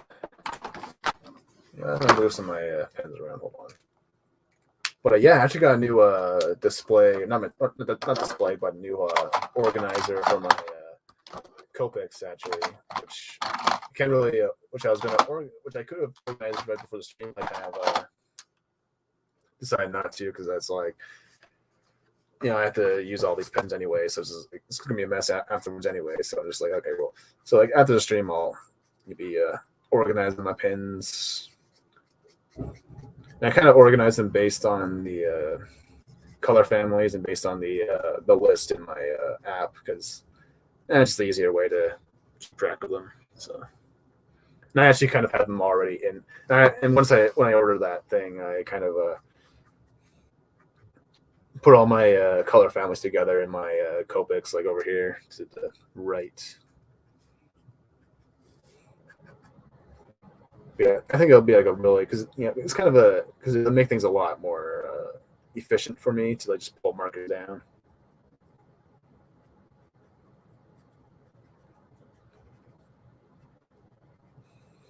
All right, so I'm just gonna follow a lot of these ink lines.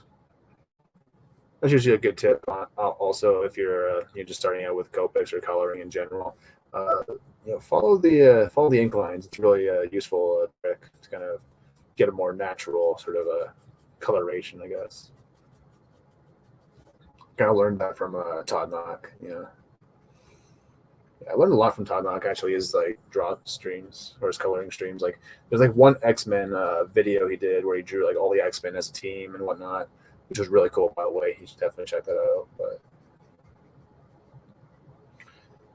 yeah, he kind of like went into detail on which colors to use and for like different like things like chrome elements to fabrics to skin tones.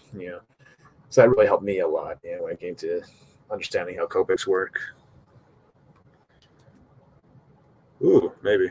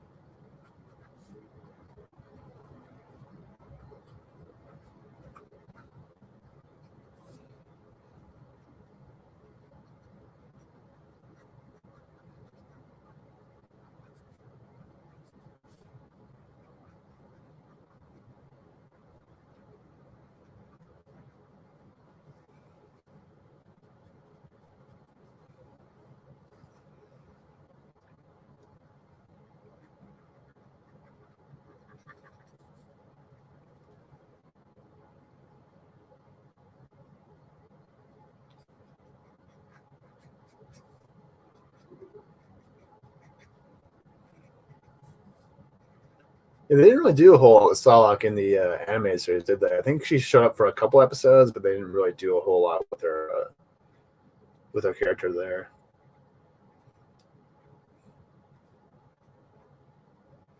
And I think she showed up in the Wolverine and the X-Men cartoon, which was kind of it was an all right show, I think.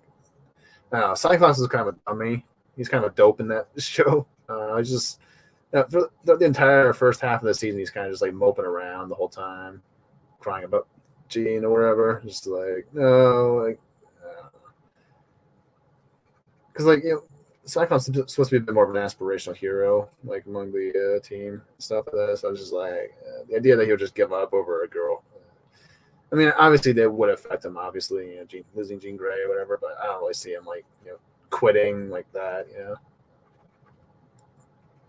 Not really using his powers to help people or whatever.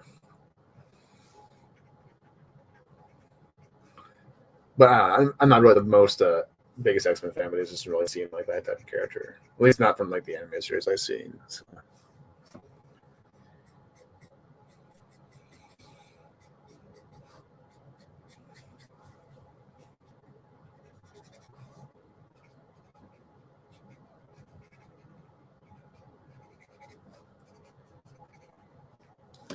All right.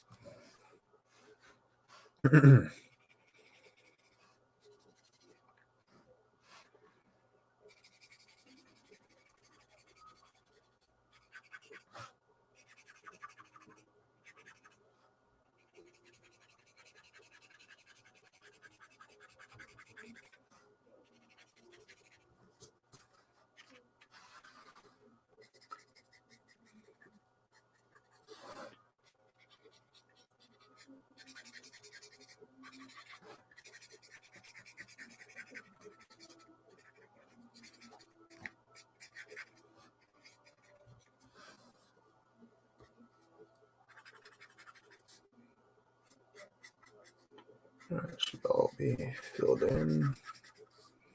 Got shadows, everything.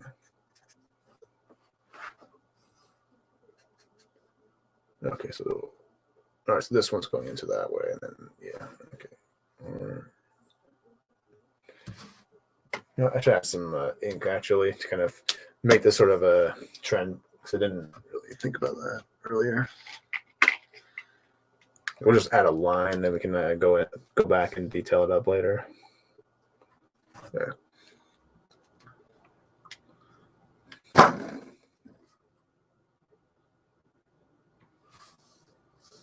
Yeah. I have not seen the live action G.I. Joe movies. I don't really watch a whole lot. Things right now.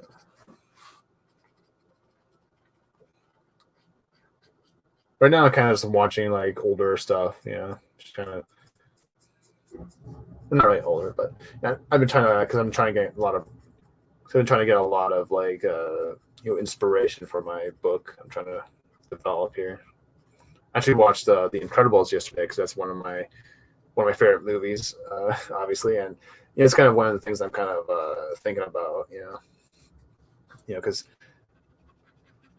I want to go for that sort of like classic, sort of a heroic superhero comic book sort of vibe for the book I'm kind of developing, and especially since it's a team of four mostly. Although, well, technically there's five, if you count Jack, but Jack really didn't really do much in the movie until the end. But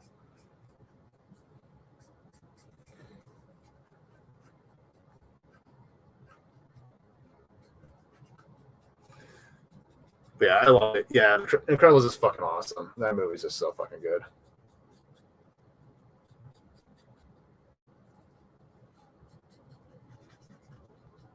But yeah, that's kind of like because like the book, I'm kind of getting a lot of like sort of ideas from a lot of different things.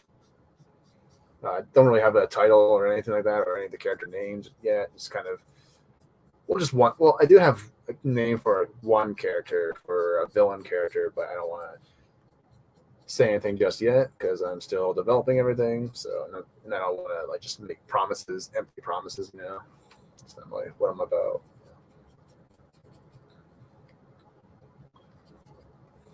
But yeah, I want to go for like sort of an old, not old school, but kind of like a classical sort of superhero comic book vibe. Like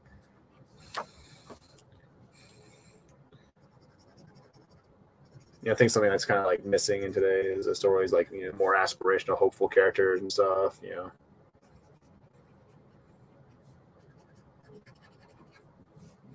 And I think that's kind of like what we could use right now. Because like we see like a lot of these like more recent stories that are all about deconstructing the idea of superheroes and whatnot. I just feel like why can't we just have like superheroes? Why can't we have superheroes be superheroes anymore?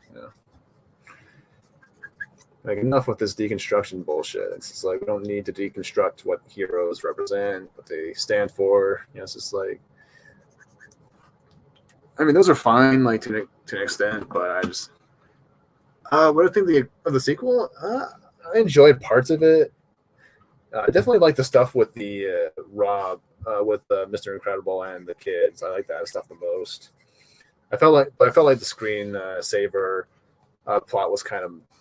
I don't know. I kind of felt like this first movie again, where it's kind of like a mystery villain or whatever.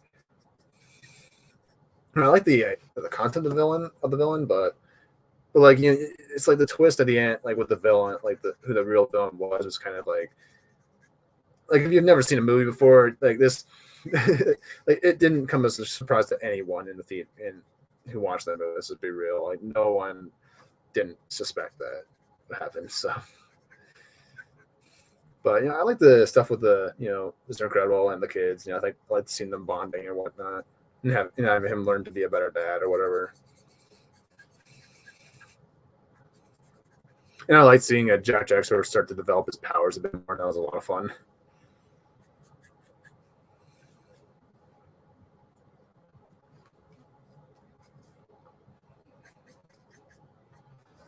All right.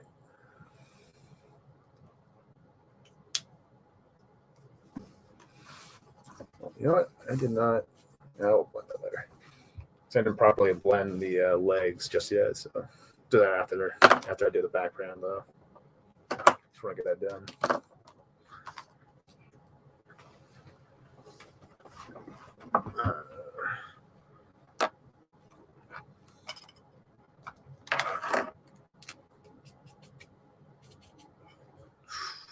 Trying to see which blues would work best.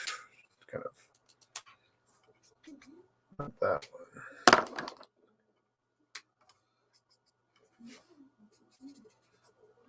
So if we're using this guy to keep track of all icons.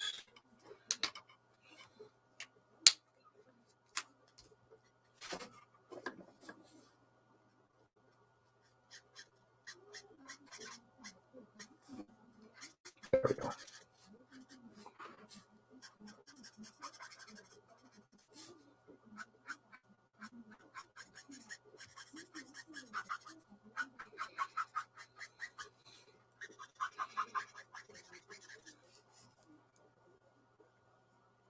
But yeah, I really enjoyed parts of The Incredibles too, but I don't know. I just thought the storyline was kind of like the villain storyline was kind of meh.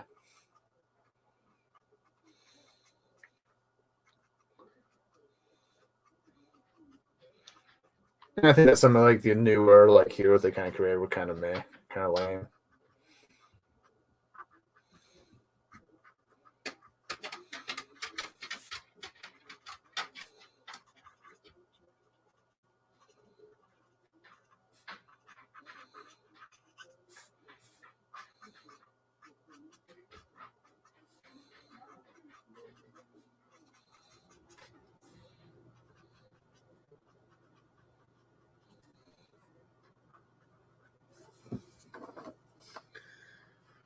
It should be darker. So.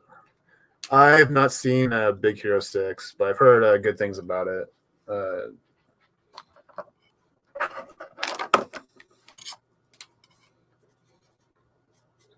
Might check it out though. It might be a really good. Actually, it might be a really good source for inspiration. Because a lot of things I'm watching now are really just meant to inspire me to.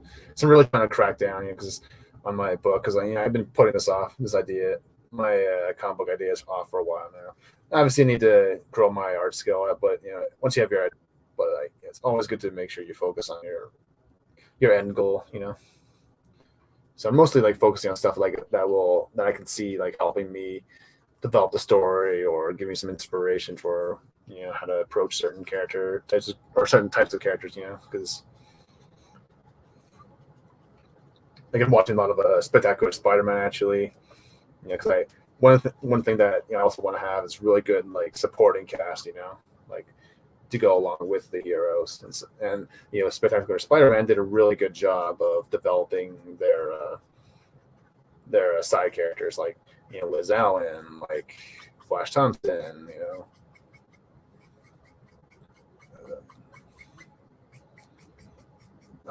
Aunt May, all the characters that were really well handled by that show.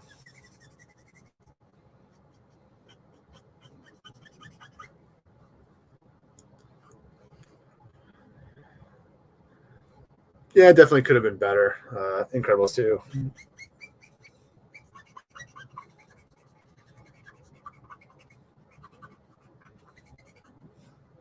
Hopefully, the third one will be, if they ever do a third one. It took like 10, 12, 15 years to get a fucking sequel to that movie, which we should have gotten years ago, by the way. Like, Incredible should have had a sequel a long ass time ago. But I enjoyed the first. I enjoyed it. I enjoyed it.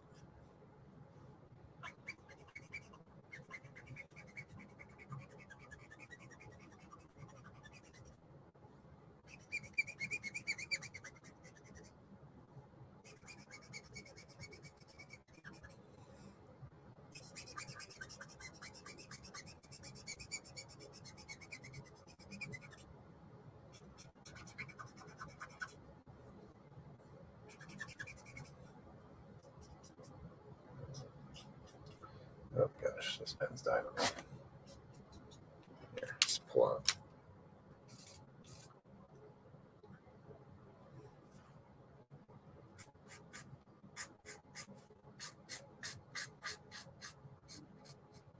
I think the thing that might be causing my markers to lose their stuff is like we're kind of messing with them is having them upright because it will just cause, like the ink will just kind of like flow to one side of the pen, you know. So thinking that this new system is going to help balance that out a bit.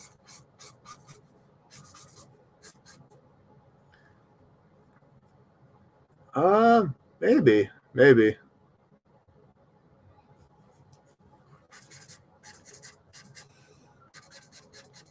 Yeah, I could see Linda Hamilton possibly doing a decent anime. I mean, I always like the the Sam Raimi anime, Rosemary.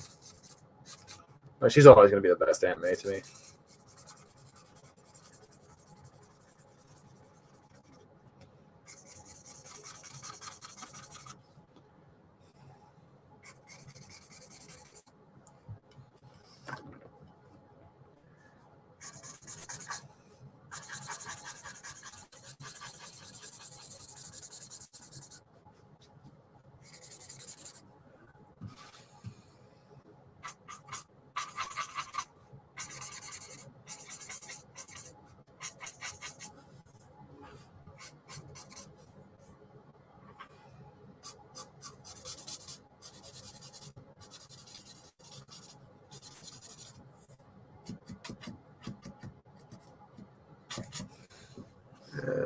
This is let's go like this. That way I can actually see what I'm doing. There we go.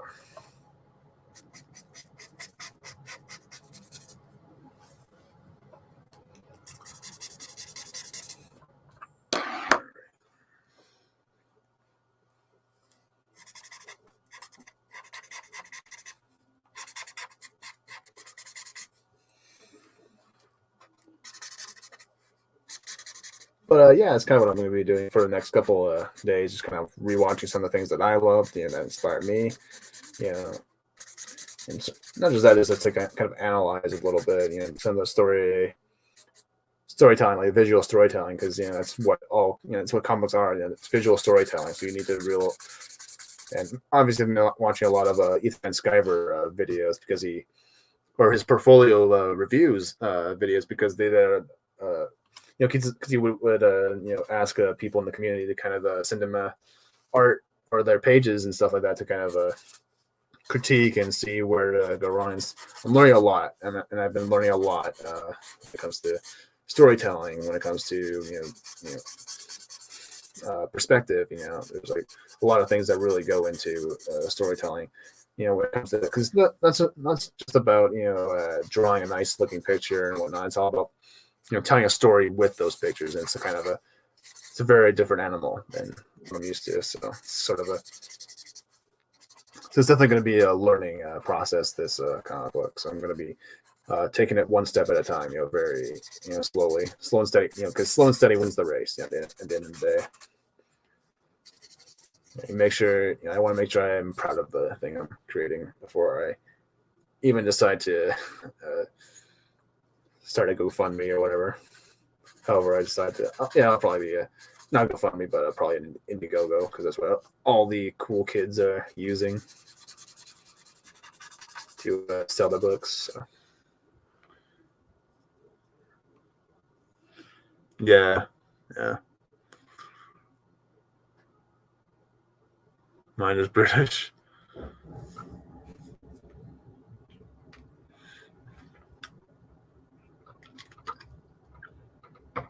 Gotcha.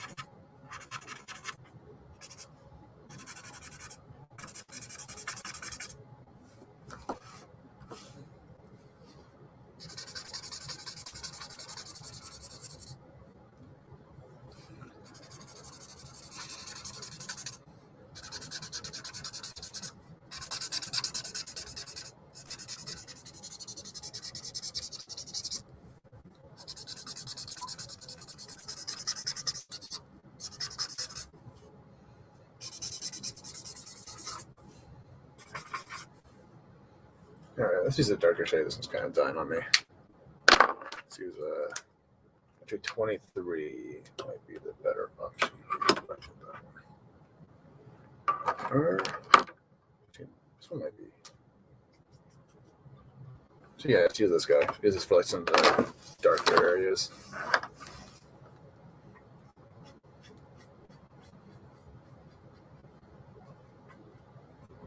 Because it's supposed to be a very dark sort of setting here anyway, so.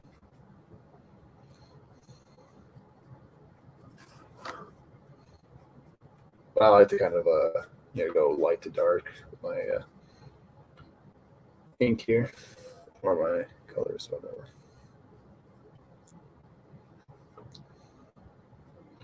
And that should all be dark.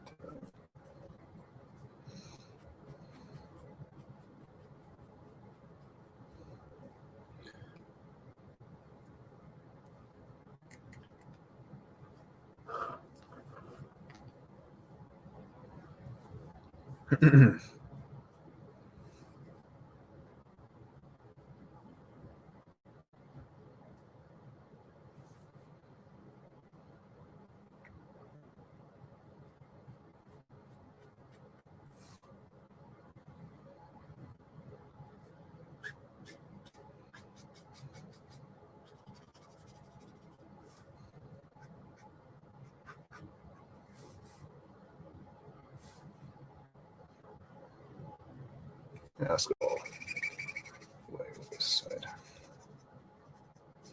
Add a little bit of a highlight down here. It's all darkened. And it would be too, because it's like very late at night setting. So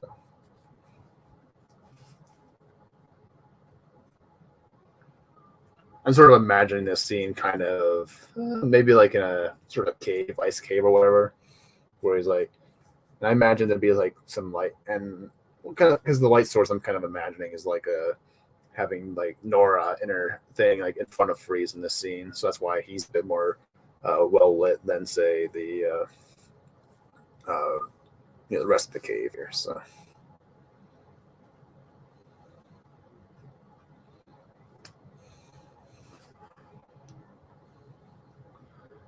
All right.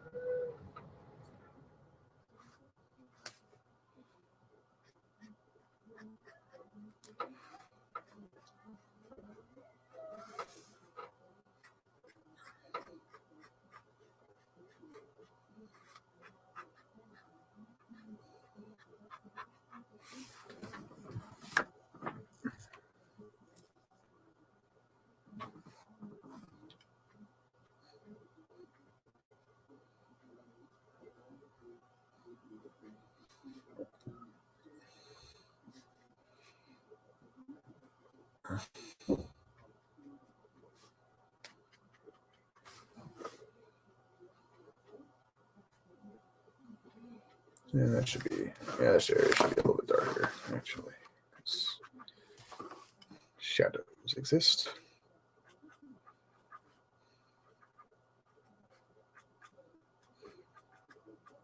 Time is it? Ooh, 5:30 already. Holy shit! Man, time goes by really fucking fast. Well, then again, I kind of started to stream at 3:30, so not too sure how much. We could kind of go for a long time. Yeah, don't really have any plans at the moment. Probably go till. I could probably go till about maybe 7. You could probably go till 7. Yeah, or sooner, depending on how long this takes me. I don't know if it'll take me that long, but.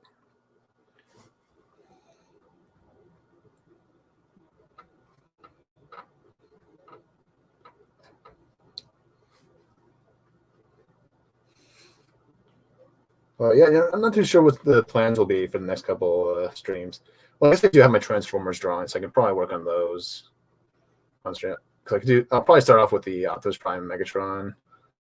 But I think I'm gonna have a shift this weekend on Sunday, so I might have to call that one off or call that stream off. So, and I've been really itching to get back to work because, yeah, I just don't really like the overly long break. I like to, I need money. So, and it kind of makes things a lot more hectic when you don't have shifts on in December because you're trying to get gifts for friends or family and stuff like that. So, makes things a little bit hectic over here.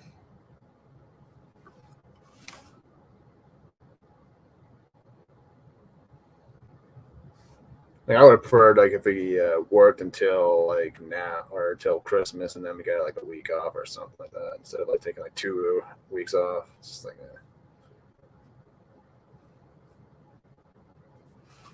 but I'm in control of the company, so I don't get to make those decisions.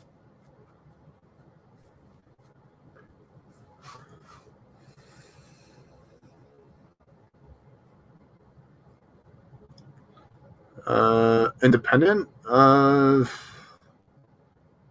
don't really have a favorite. I guess Comicsgate, even though it's not really technically industry, but yeah, Comicsgate is definitely the way to go nowadays. Now, obviously, there's a bit of a reputation. There's some people in the community, or some things. There's been a lot of drama, with Comicsgate, but for the most part, it's because the whole thing about Comicsgate, it's not about the people. Like, it's not a company. It's not a corporation. It's about it's an idea. It's an idea for how to sell comics, and that's what it is at the end of the day. Specifically independent comics, where it's all about because we see it with the what killed the dinosaurs, the Ice Age. How's it going, Chunk? How's it going, man? But yeah, we're seeing it a lot with the industry where it's like they want to preach politics and stuff like that, and it's just like, well, Ethan's whole thing was like, well, no, you shouldn't be preaching politics. You should just be selling a book. You should just be selling a comic book. It doesn't matter what someone believes. They shouldn't be felt like they, people shouldn't feel like they, are unwelcome because they share a political opinion you don't like. That's kind of like the whole motivation behind Comicsgate. And obviously giving the creators the freedom to do what they want and whatnot. So, the Ice Age. Exactly. How's it going, Chunk? Man, it's good to see you. What do I think of Image Comics? I don't know a whole lot about Image Comics. I don't really read any of their books, so.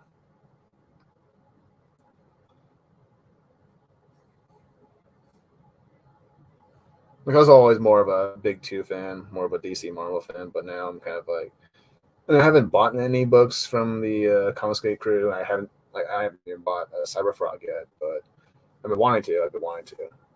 Just haven't really had the time or the money at the moment. But I'm probably gonna buy it because I think he's still on eBay. I think he's still selling them on eBay, so I might pick one up at some point. So I didn't mean to for a while now. I just haven't really gotten to it.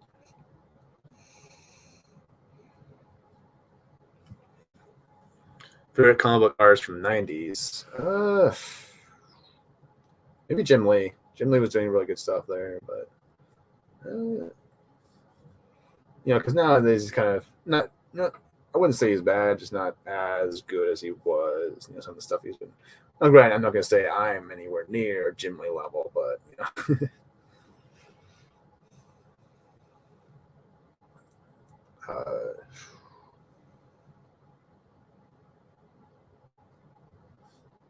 I don't really have a specific artist I like from a specific era, but because there's like so many different artists, there's so many artists over the years, But some of my main like influences, for example, have been like Jim Lee, Ethan Van Sciver, obviously, Darwin Cook. I love Darwin Cook's art. I love his simplistic style to superheroes. George Perez. Yeah. I thought so. Yeah, I thought. Yeah, because I'm following Ethan on his eBay page, so I might have to pick that up.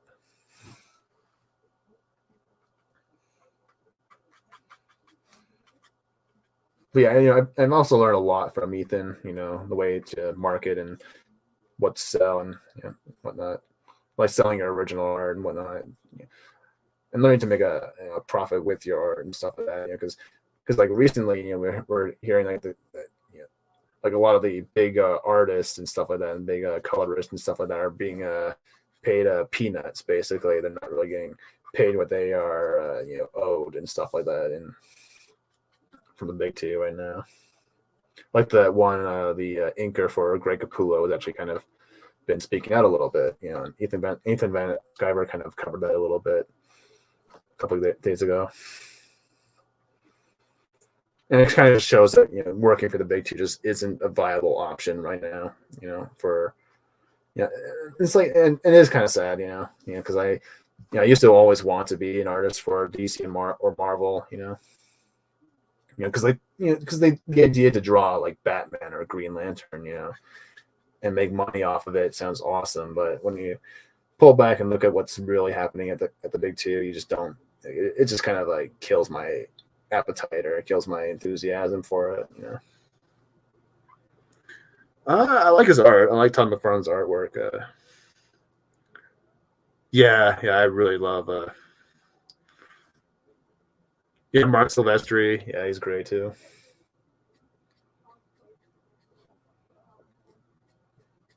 I'm big. Obviously, I'm a big Alex Ross fan. Love his stuff.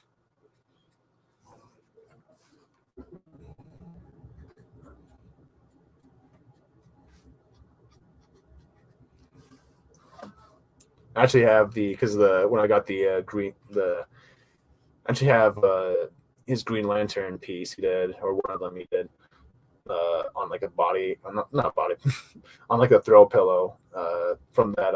It's kind of like DC's version of like Loot Crate, there, where they have little like gift goodie bag or a box full of like goodies and stuff like that. And I got the Green Lantern one. It came with a shirt.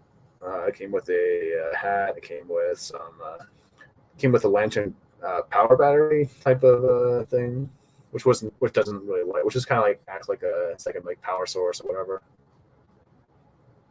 It's not really, it doesn't actually light up or anything like that, which kind of bums me out. But yeah, but what came with that was the Alex Ross pillowcase for of his Green Lantern art, so that's pretty cool. And it came with a nice print of Ethan Van Sciver's Green Lantern. So yeah. Mike Richardson. I'm not familiar with Mike Richardson. Not really that familiar with Dark Horse comics either.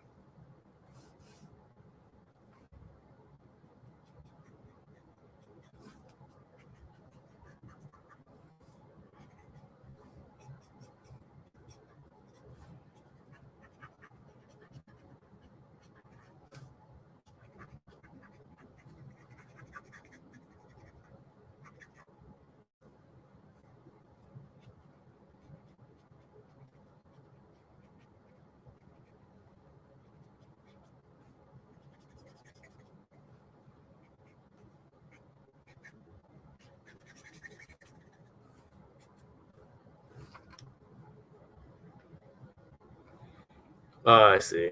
Yeah.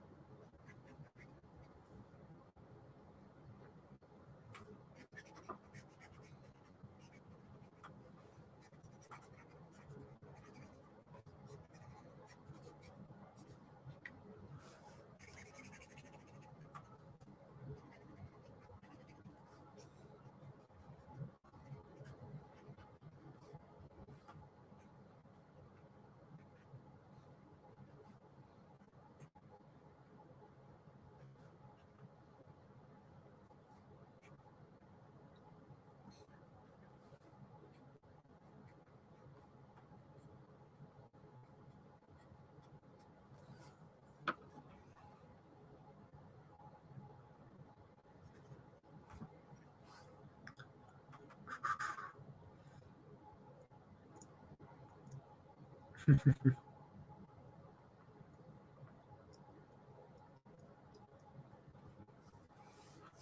right. Let's make some of these things a little bit darker.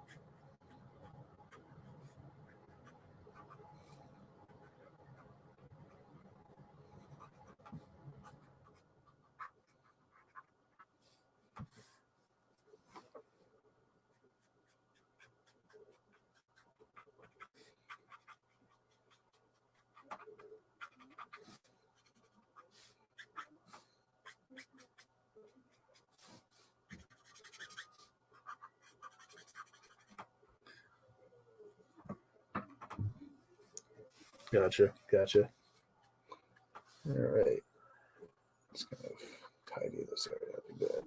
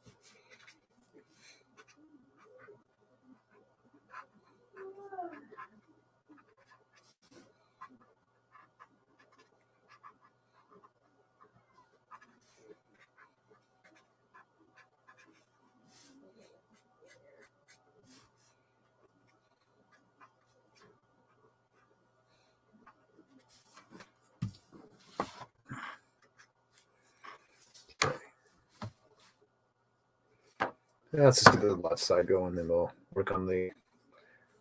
We'll work left to right with that.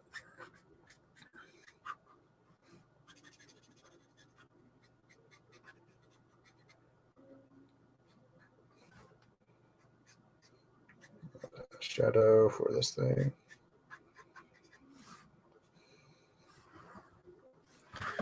There we go. Obviously, I'll add a little bit of a more vibrant blue as we go afterwards, because just kind of trying to match the coloration of the from the animated or from the scene as best I can.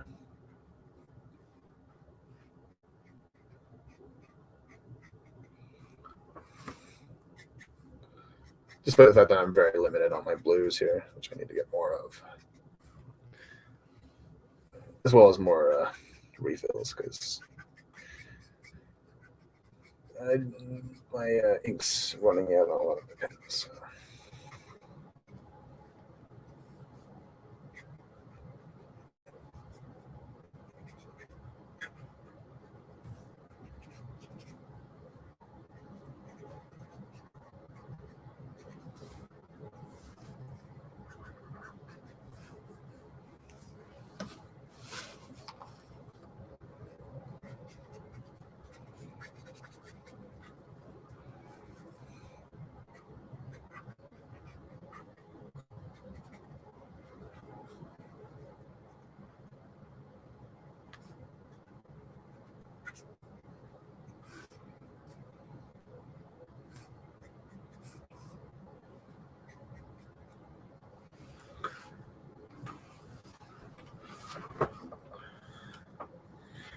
Sorry, back as usual. Yeah.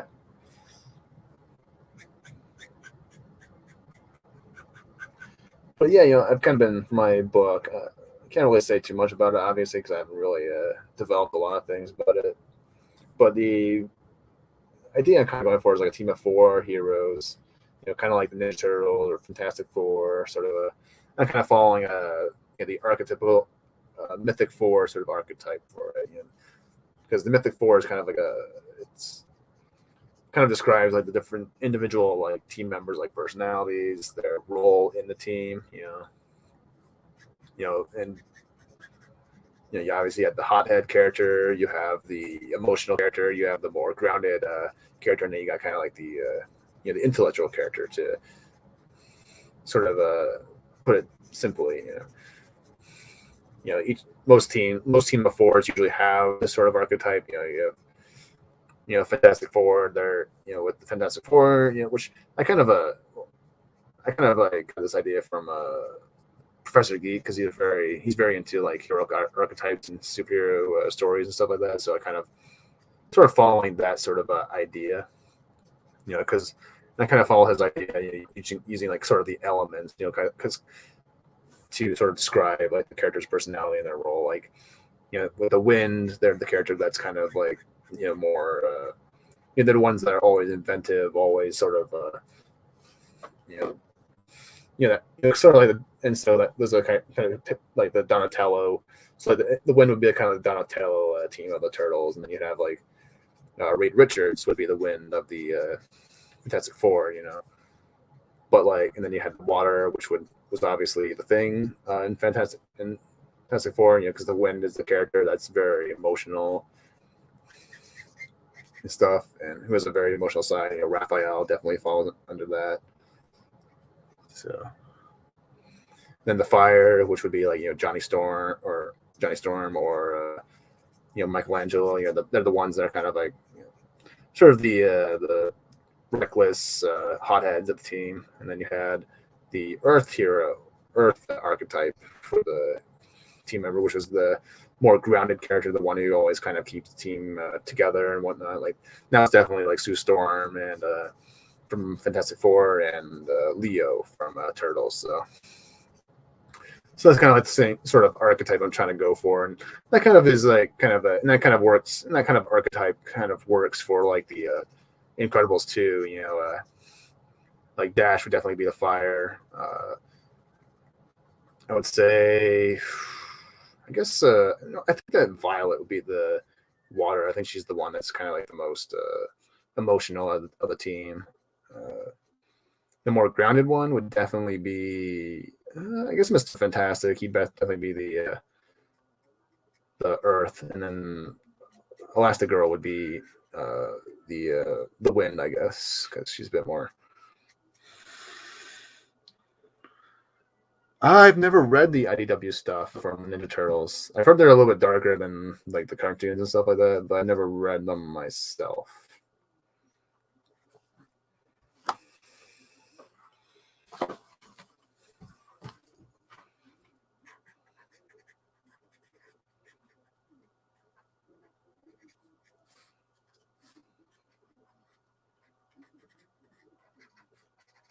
Although I do know that they did the I haven't read them, but they did the Batman and TMNT crossover, which I haven't read, sadly, but I watched the animated movie for that, which was pretty good.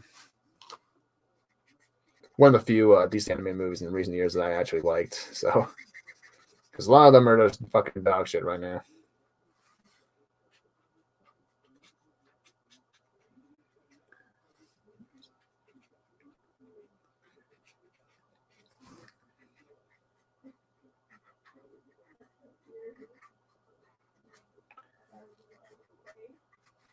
But yeah, so like the team I'm kind of going for is very much like,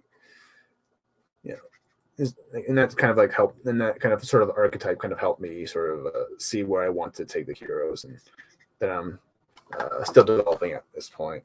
Still have, just have a lot of ideas I'm going for, trying to work out in my head,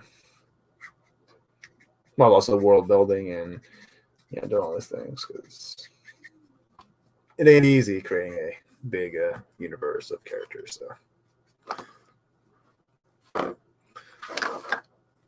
but nothing worth doing ever is easy. So,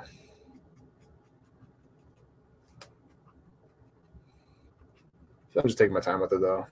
Don't want to rush into things if I'm not really feeling the story or what have you.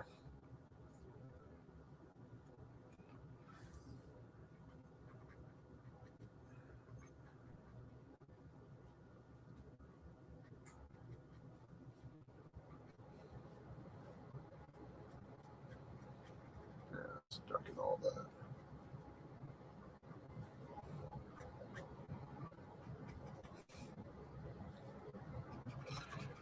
All this should be darkened out because of the shadow you'd be casting.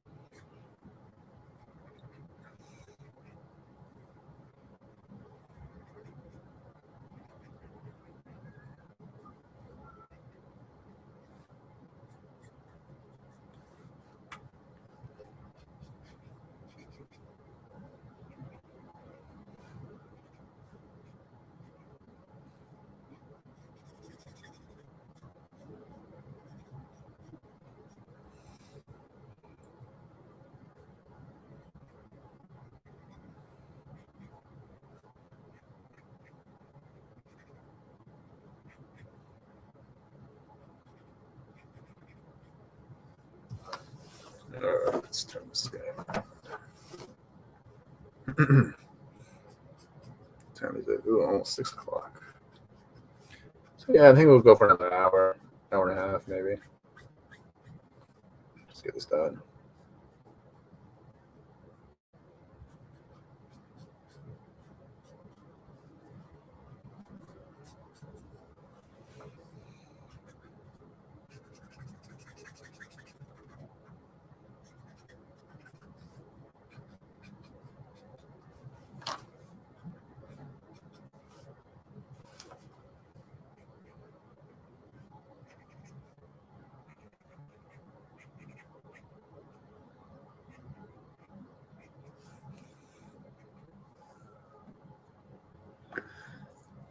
That's kind of just to want to keep Dark Horse alive after. Yeah.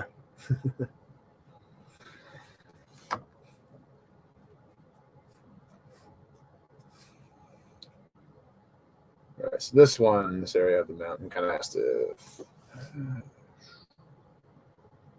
Yeah.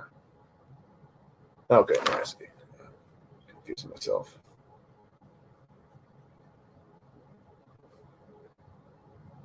Which isn't easy to do, hard to do. So.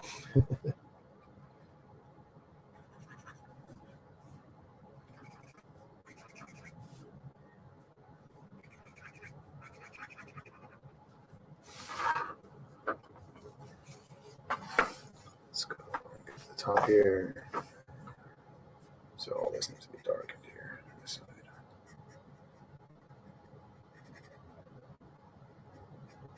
There we go. So I'm going to follow the line here. Kind of branch off this way.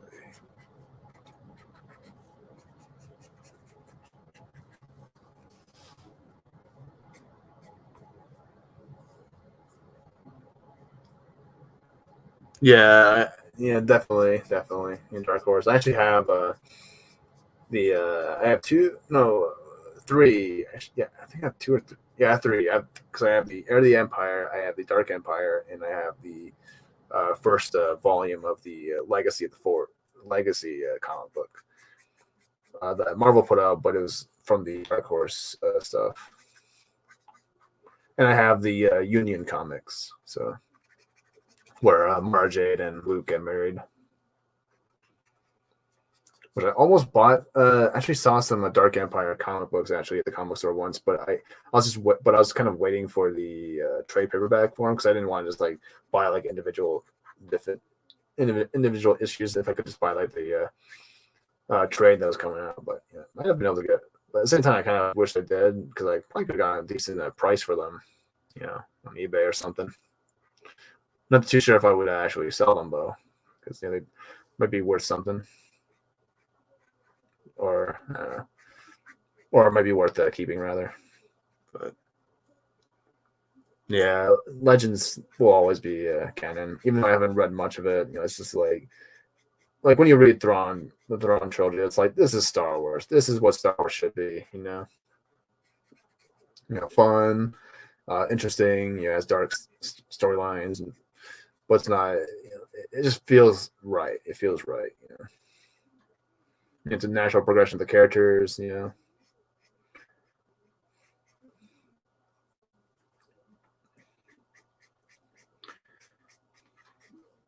Which, from my understanding, they might be trying to butcher the Thrawn trilogy, in their own ways.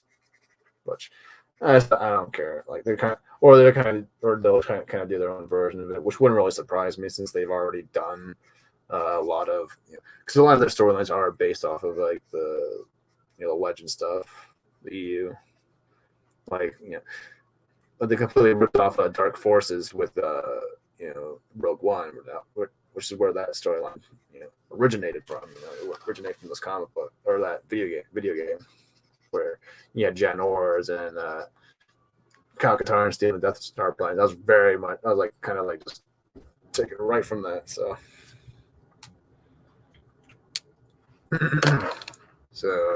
yeah, this sucks. Hold on. All right, so let's brighten up some areas here now. Let's get the icicles. Actually, I need to darken the icicles a bit.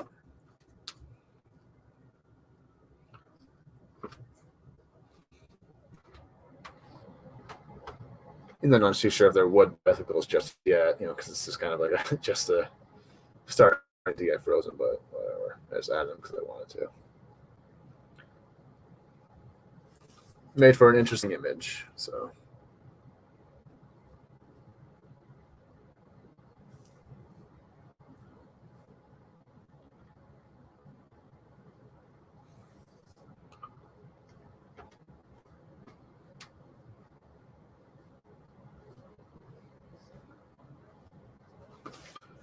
All right.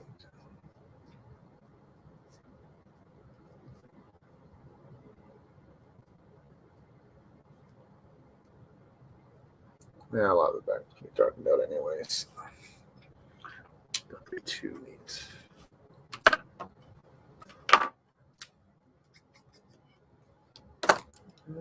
That should be good. Color to use.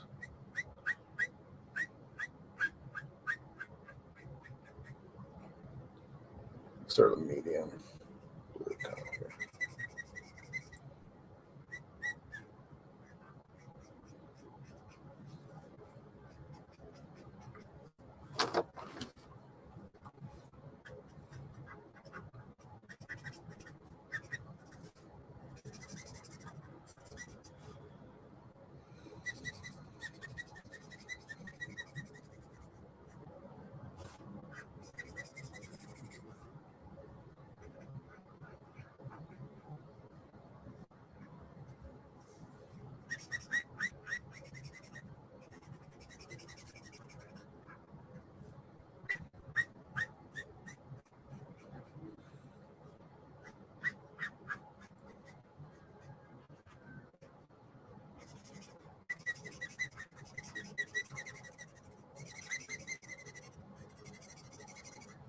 I don't know, maybe because I think we might be working this weekend. I can't remember what day it was, but yeah, if we don't do a draw, but if I'm because I think that I shift is in the morning, so I'll probably just end up doing a game stream later that night or another test stream with the game maybe because I still need to test out Streamlabs because last time I used StreamYards for my split game stream I did the other day, so.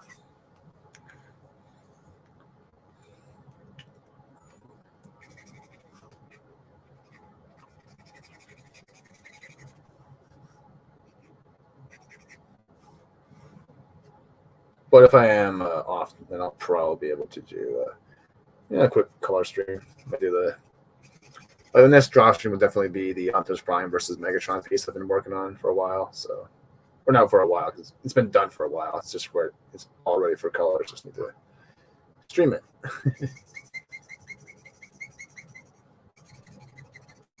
Because I think it's a piece that's going to be a.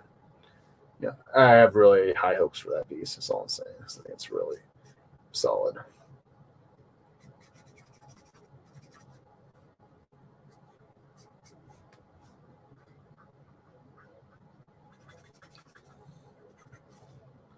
I think I'll do because I did I'll probably do like a big sort of like time lapse of all the Batman villains I did.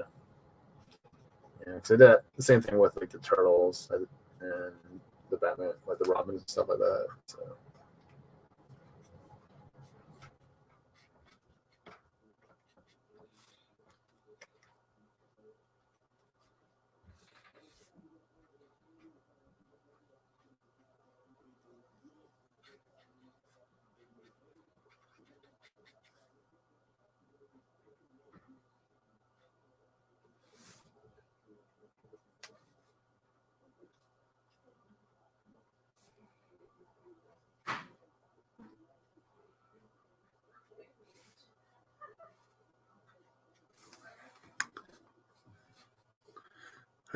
Yeah, Wilkins handmade.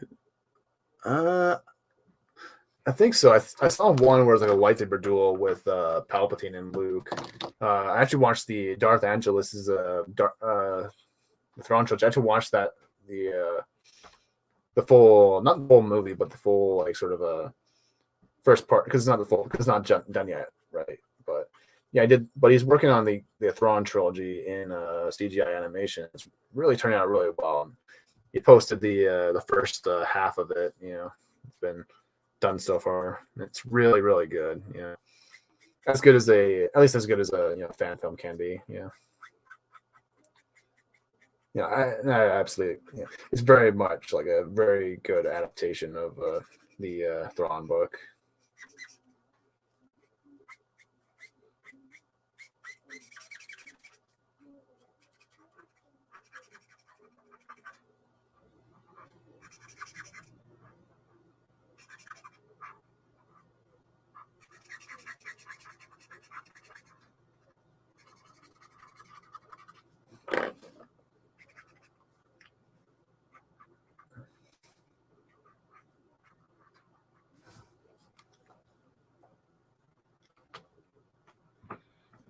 Yeah, because I saw the Dark Empire one. I think it was like just an animated fight scene, but I don't know. I could be wrong about that. So I'm not too sure if they did a full storyline or if they just did the. Because you might be talking about another guy, Not too sure. So I haven't seen that. Yeah. But I might check it out if I get the time for it.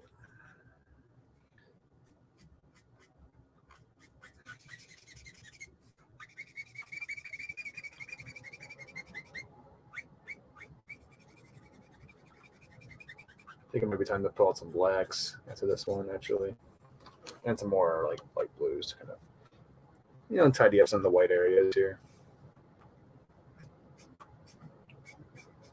the white spots here.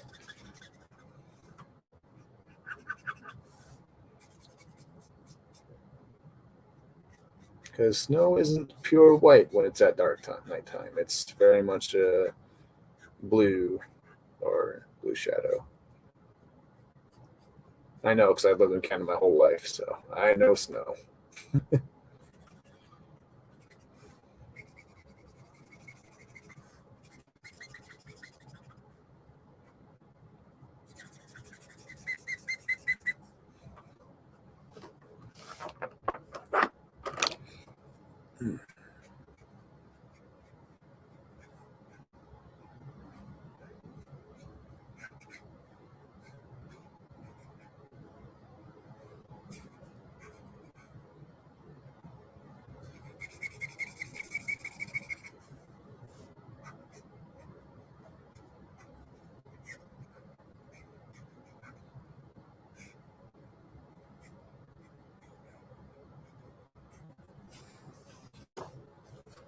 All right, let's get this area. Oh, there. Let's get the bottom situated a bit better.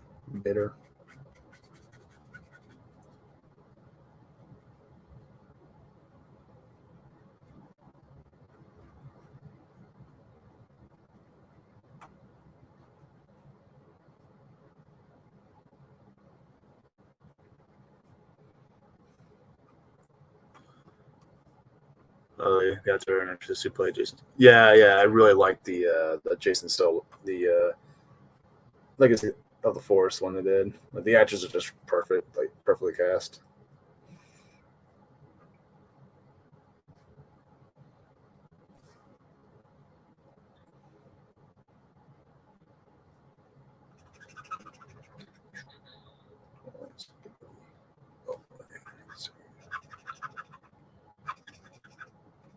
So I'm trying to blend like two different blues together, to create this one, like a bit more vibrant version of that the blue I was using. Just kind of not too vibrant, because I don't want it to be that vibrant. Because it's, but you want, but it's kind of necessary. You don't have very many blues, so you have to blend a lot of different colors to get the results you want.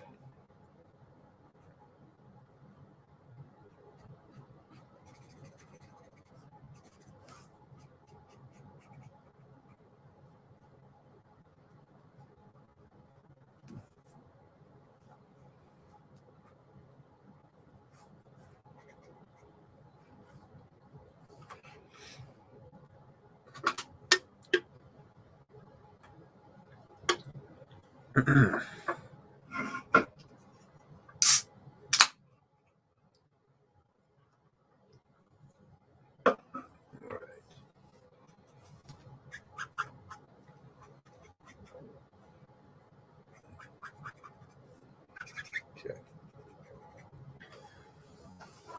I think it's coming out pretty well. It'll start to pop out a lot more once I get the background going. All the blacks and the. I think let's go full. Maybe let's go full black background. It might be a bit more sharper image. Maybe like a dark blue background. Background, something like that. I don't know.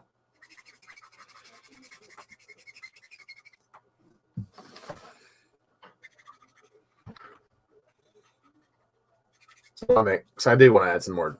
I'll probably end up adding a lot of blacks here anyway. So onto the ice here.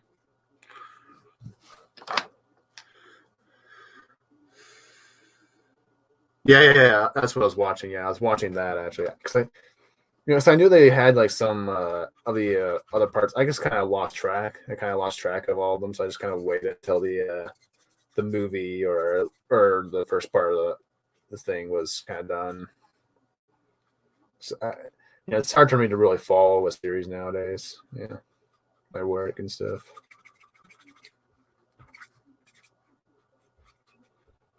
It's probably gonna get even harder now because I'm gonna be putting a lot of my attention and energy into this book. I'm starting to develop, and also into my art because I need to really start cracking down on my art and really, growing. Like this is kind of like the kind of my whole goal for this year is to really start to, you know, start to develop my skills to the point where I can actually do a comic book because it's not an easy task. It's not an easy task. It's not as much as drawing because it's not just about drawing a nice image. It's all about making it tell a story and there's like some things I need to learn, like perspective. I still need to get good at, foreshortening. My figures still need a little bit of work, especially on male figures.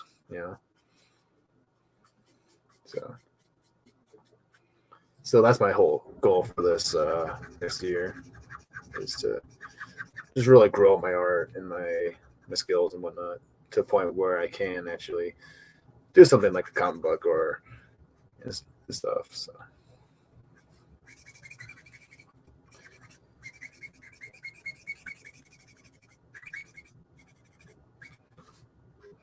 And also learn the basics of how to market your comic book as well. And I'm already creating a list and my ideas for what to do in the future. Like It's a really good idea, and it's a really good idea to do this. Just plan out like ahead of time, see what's working, like what other creators are doing that works for them, and kind of like, sort of like take their ideas, or if it works for someone, it'll work for you, type of thing.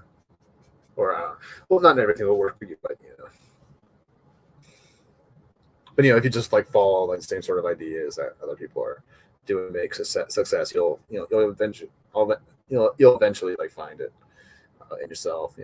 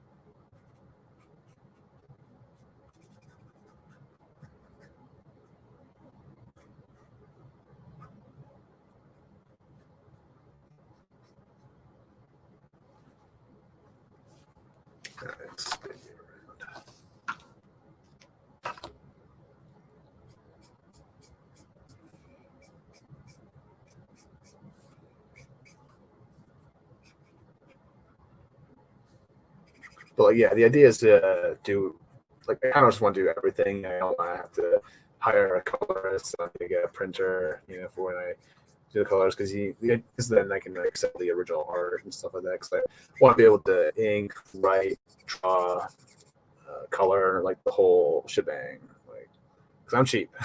I don't have to pay someone else. I'll just do it all myself. So, yeah. So.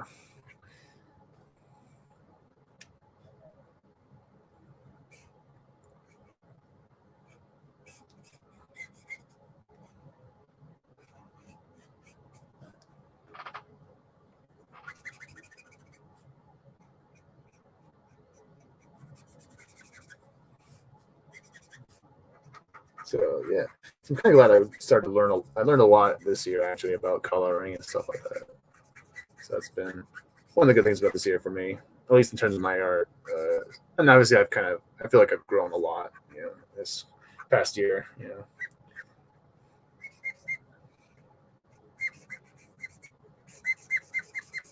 So I'm hoping to grow even more this next coming year.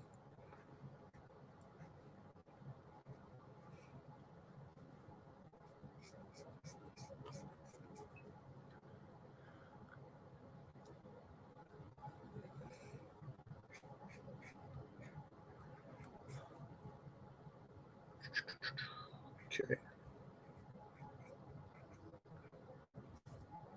But I think that didn't Mackie say he's working on a book too? I think that Mackie might. If so, that'd be cool. He should definitely. Like Mac, if he's not, he should be working on a comic book. Because Mackie's got a lot of really good ideas. That could, yeah. I don't think he gives himself enough credit. He could really make a solid comic book, I think. Though I can kind of understand like some of his apprehensions. Because we're all artists here. We all have our insecurities, and some, we don't all like, Not that I'm trying to bash him or anything. I love Mackie. He's my homeboy, but I think that everyone has their insecurities, and they want to be at we all kind of want to be at a certain level before we really take our art to that kind of level, or make that big of a leap. Yeah, Midnight Rush. Yeah, that'd be cool. That'd be cool if I'd be down for doing a cover. I do that. That'd be kind of cool. If you ever wanted me to do a cover, I'd definitely be down for it. Or if anyone wants me to do a cover, my commissions are not limited to just pinup work. I could. So I feel like I could probably do a decent cover for someone. So if anyone wants a cover for their comic book, I'm definitely open. Yeah. Now, granted, I will charge a little bit more for a cover, than I would like a normal like head sketch or whatever. But Yeah. I should probably put that in my bio. I should probably put that in my bio. I can do. But the only problem with Twitter bio is that you can only allow so many characters. So, but yeah.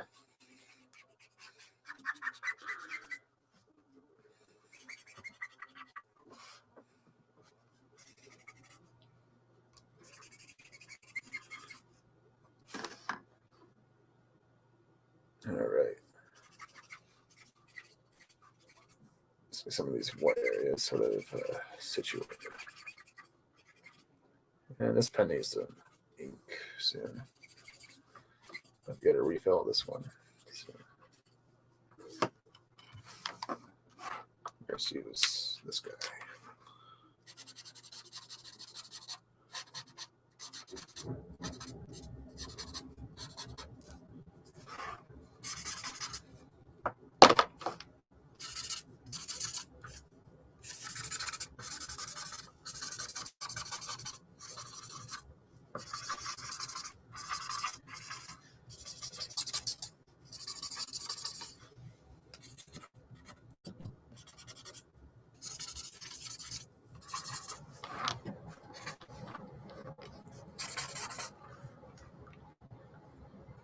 Yeah, exactly. I don't want to just like draw, something that, so I want it to appeal to everyone. I want to, that's kind of the whole goal of my comic books. I want it to be accessible to everybody.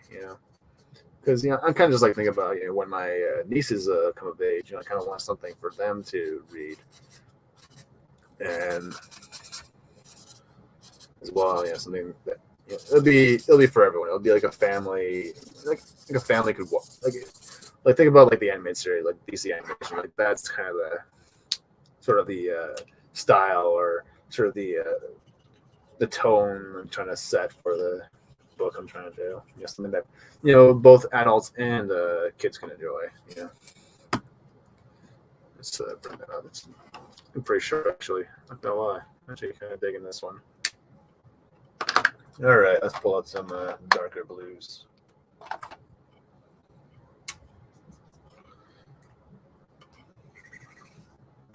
Just kind of get the shadows casting.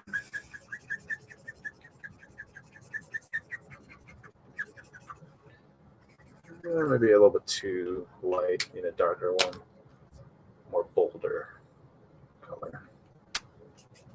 Yeah.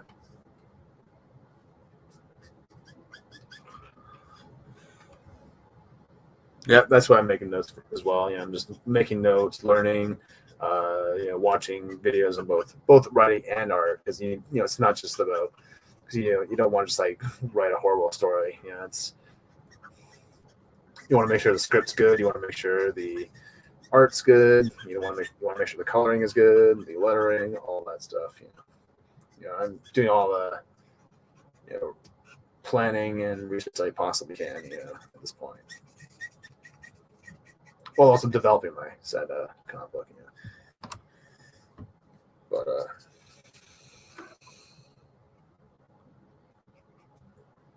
and the reason why I kind of go for like a superhero team, I'm kind of just like watching like a lot of stuff that I've kind of been inspired by, because I feel like you write better when you base it off of the things that you love, kind of like the same. If you're running something that you love, something from or that kind of was inspired from something that you love, I think that you'll see better results because it's coming from the heart. It's really coming from you. You're not just forcing yourself to write like a romance book or a horror book. If you're not interested in it, and your heart's not really gonna be in it, really. And that's really what you want. You really want to put your heart and soul into it, because people will see that. People will see that. Yeah, this is definitely we can see that this is definitely something that he would make. And it's good. And it's good. That's what I kind of want to get across.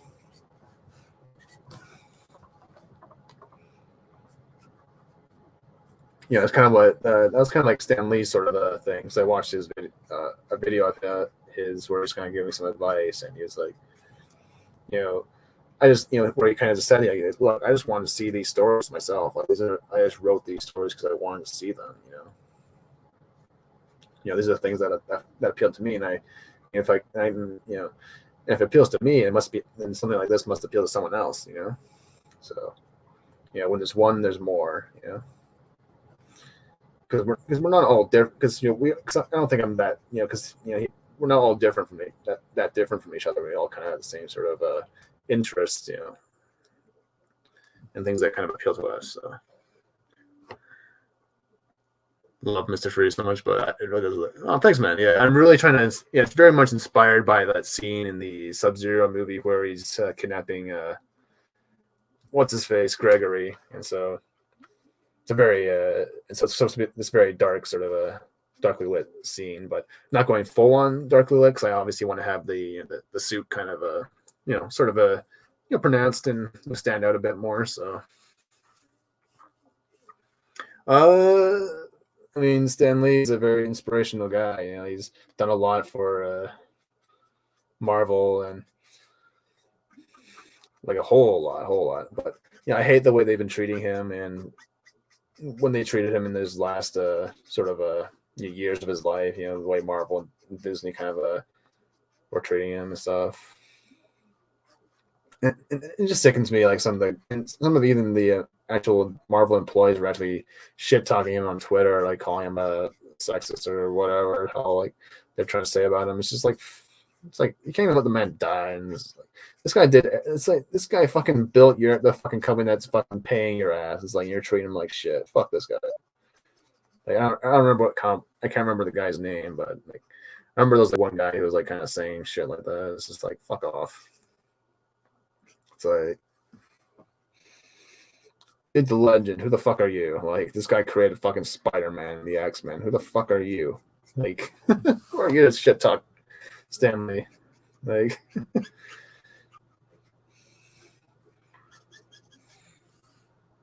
yeah, I really, really love Mr. Freeze. Great storyline, that Bruce Timm and Paul Dini came up for him.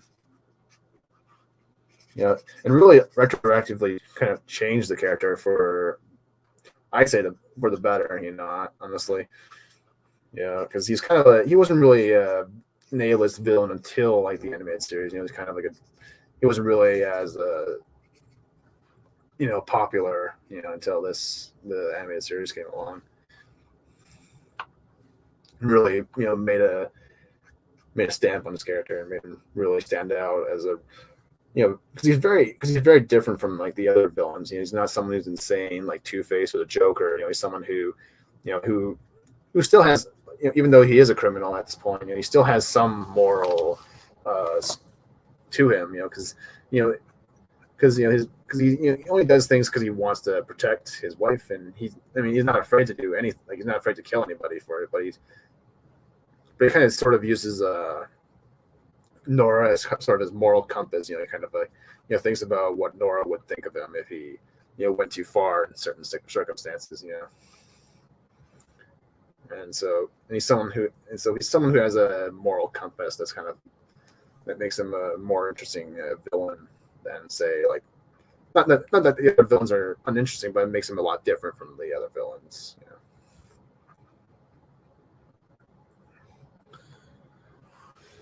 Oh yeah, they did. He did. He made Stanley Ditko. Yeah. Yeah, I can't remember the guy's name. I think it's like an artist or a writer or whatever. Who the fuck cares? It's like you're shit talking the guy that fucking did all these great things for Marvel and this whole thing. It's insulting. It's insulting and stupid. So. Yeah, that's one of the reasons why. That's another one of the reasons why I stopped fucking reading Marvel, or gave up on them. It's just like fuck you. It's like you're treating the guy who fucking did all this good stuff like shit. It's like it's not good. Not okay with me.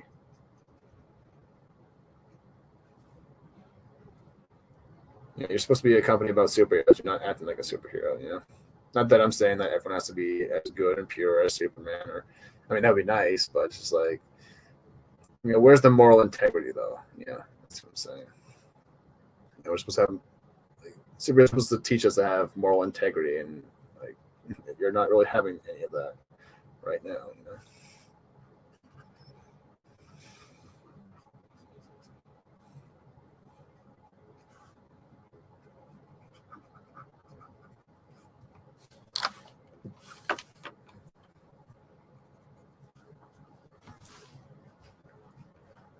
I don't really draw ice and snow that much, so it's kind of a new thing for me right now. So hopefully it's turning out okay. Granted, it's supposed to be very dark and shadow, so it's not really hard to really mess up too much. But on top of all that, she's spot on.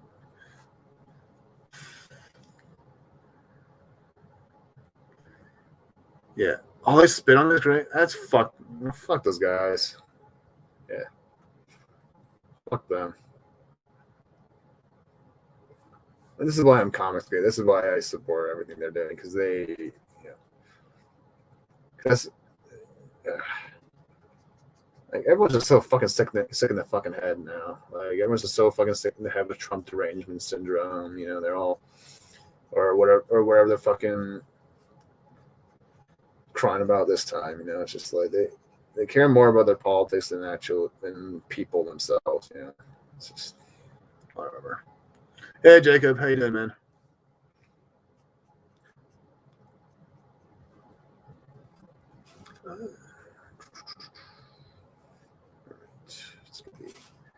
Let's out here going. Let's get the shadow casting this way.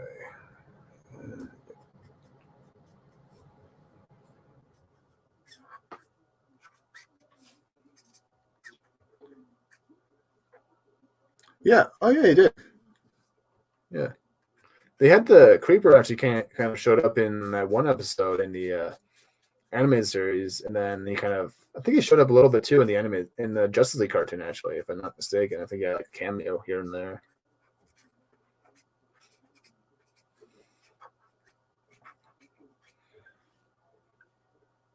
Yeah. He was fucking hilarious.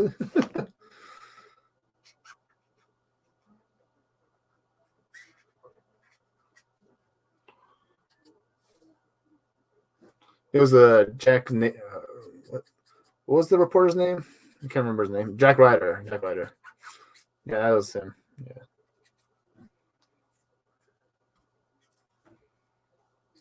Yeah, Jack Ryder was in the Arkham games too, if I'm not mistaken. Yeah. And because I think there's a part where you have to save him from a bunch of thugs in the Arkham City. I usually let him just beat him up because he's an asshole in that game, but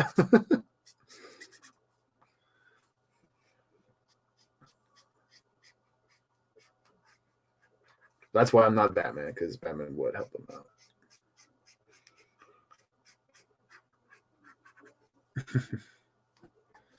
Okay, yeah. I think he was in the Justice League. Hold on, just dropped.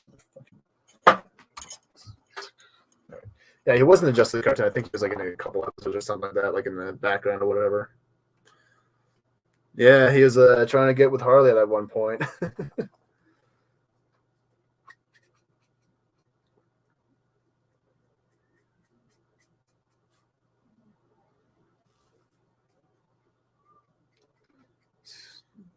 Completely darken this part out.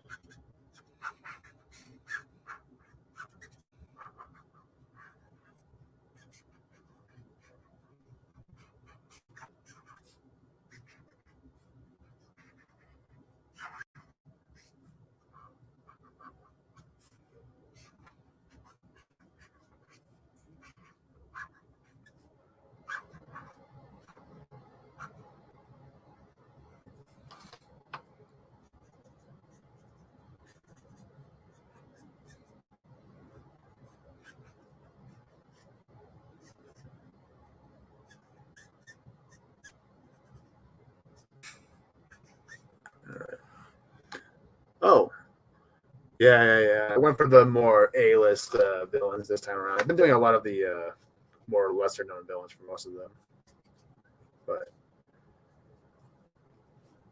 yeah.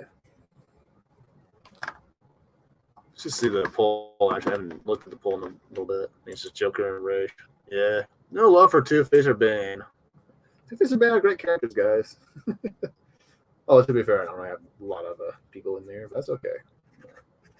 Small audience is better than no audience. That's all I say. All I gotta say. And I kind of like having a smaller audience. Not as stressful. Just talking to a couple people. So, it's not because not just that I can actually we can actually interact. Because sometimes if you're like a big channel like Gary or whatever, you can't really interact in chat as much. Unless it's like super chats and stuff like that. So.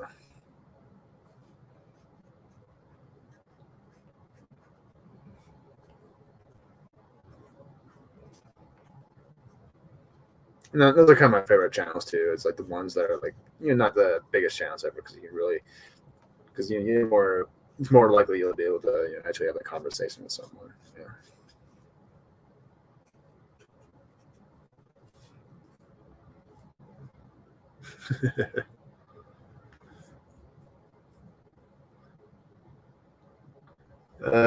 Probably not very positively, must say. Although I don't know. Honestly, I'm kind of just glad he isn't here to see it. Just kind of glad. Which is kind of it's kind of a bad thing to say, but at the same time, it's just like, yeah, you're not missing much. You're not missing much. That's all I'm saying.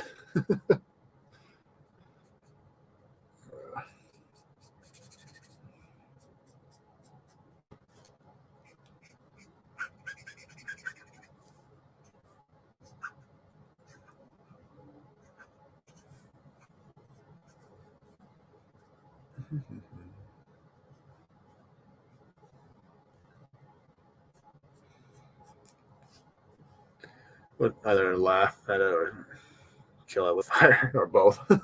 Maybe. Yeah. I don't know. Was he very? I don't really know a whole lot about Jack Kirby as a person. I wouldn't like. I mean, if he's not really a political person, like maybe he'd probably be on our side. But you never know. Like a lot of people now, like sort of, a lot of the people still there now are kind of conforming to the new times of DC. So.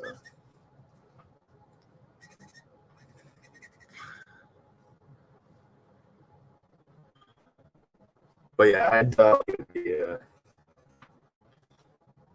fan of how they're treating the industry nowadays. Or the way it is now.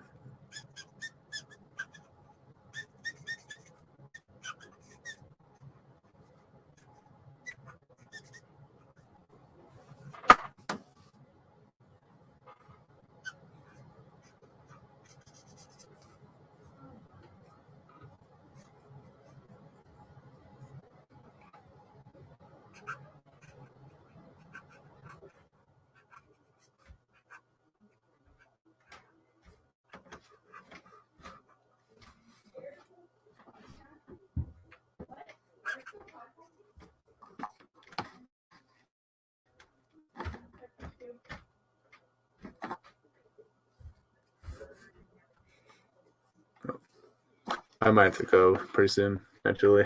I think dinner might be ready.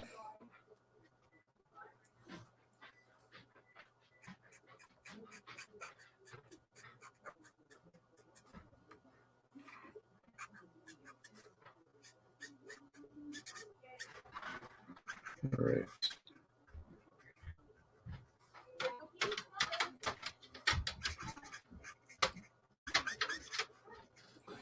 So, I don't know. Maybe I'll stream a little bit later. Maybe I'll do a later stream where I kind of fix up the background after this. So. All right, we'll finish up the ice here, and then we'll go and end it, and then we'll. I don't know. Or maybe I'll just I'll just record the rest of the drawing, and I'll for the time lapse video. So I think that's what we'll do. So.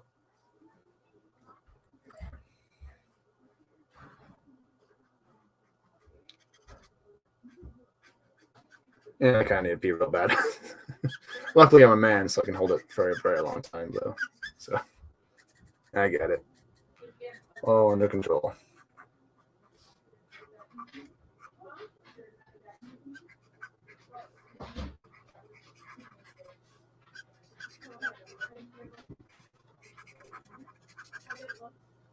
No, behind it. Incredible. Yeah, he did. Yeah.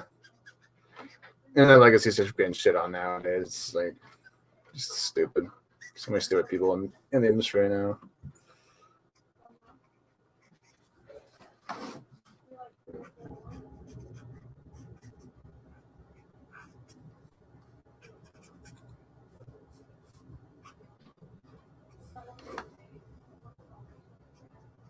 But yeah, I think it's time to, yeah. So I'll probably end this up in about 20 minutes from now.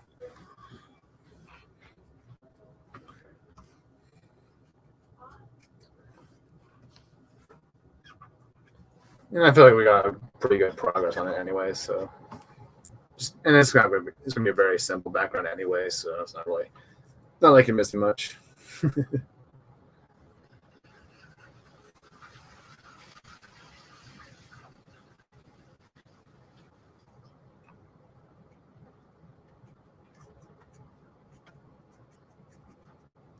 All right, let's we'll get one more shade down, then we'll try to blend it in, and then we'll kind of call it a wrap. So we'll start with some blacks.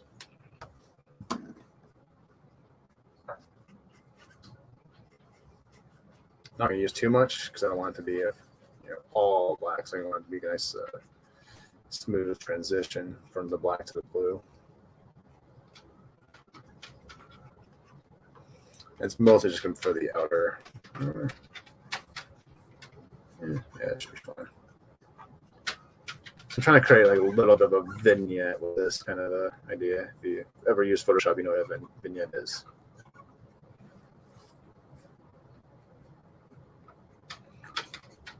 It's really good for it's a really neat, good way to sort of make something pop out a bit more.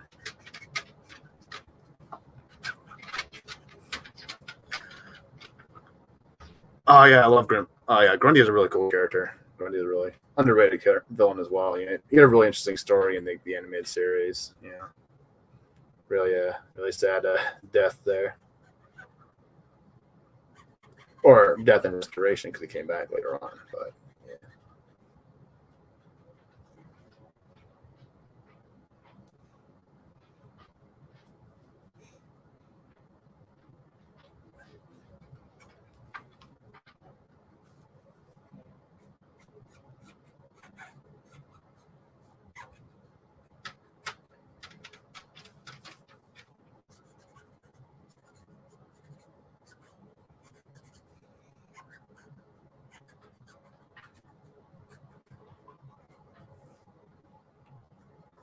yeah, as long as we remember what Stanley did,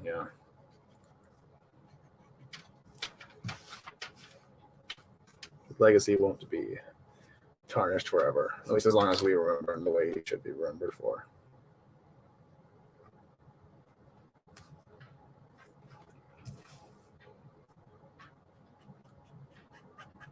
Yeah, it's black solid actually. Yeah.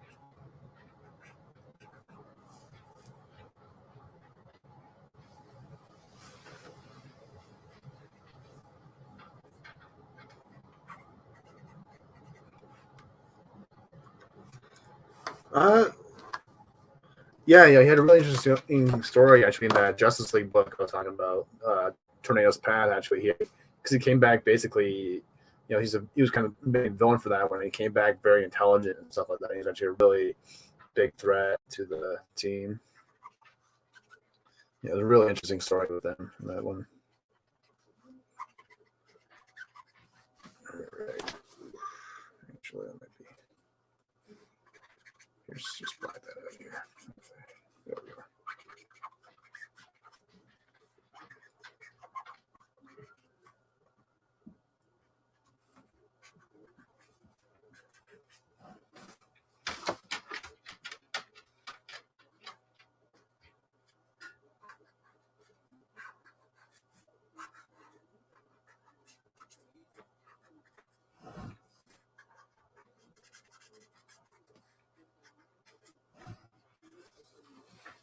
Yeah, that fucking pissed me off when they did that.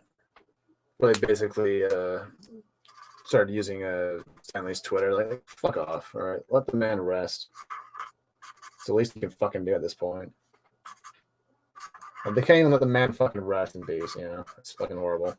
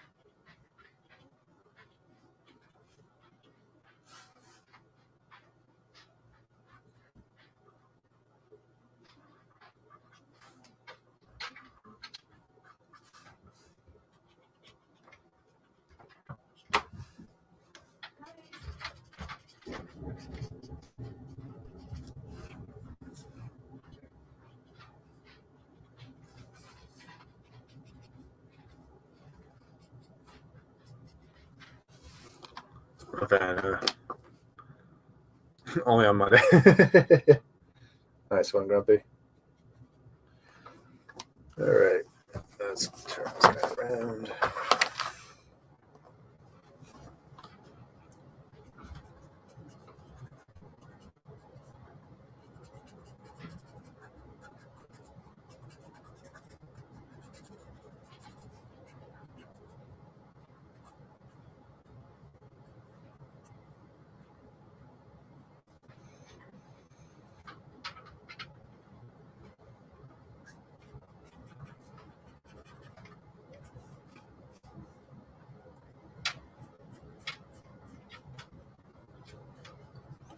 Just keep that shadow of the thing there going. All right.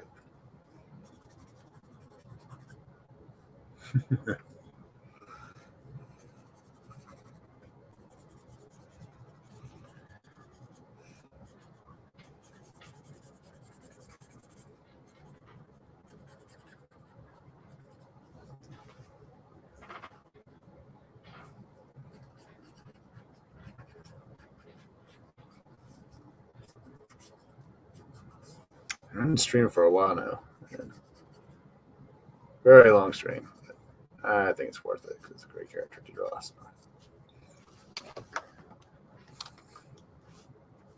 All right, I think I'll add the blacks, then I think that we'll kind of wrap it up after this, and I'll just like finish it off there. So I'll probably still record it, so you'll get to see the rest of the background and stuff get colored in. So once the time lapse comes out, obviously.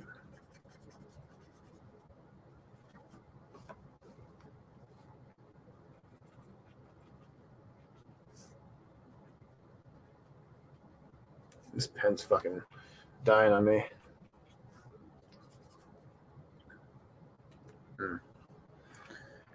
Right. No. Yeah, just power through it. Just power through it.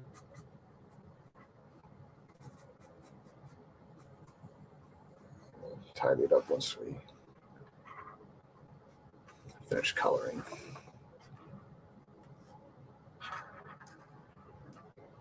Just make this all black.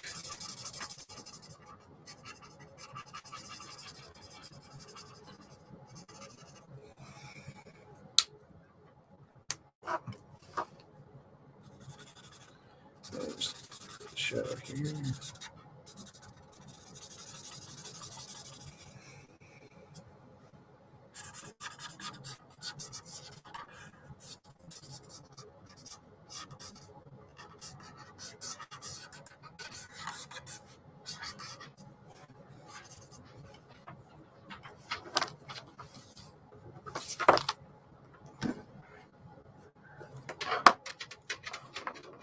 Definitely Mr. Freeze. You know, he's my favorite.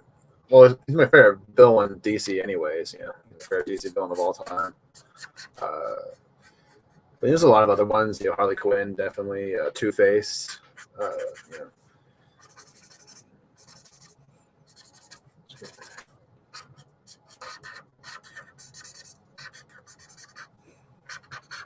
know, a lot of Batman villains are really fall into that sort of like Atrocitus from the Batman turns as a tragic villain.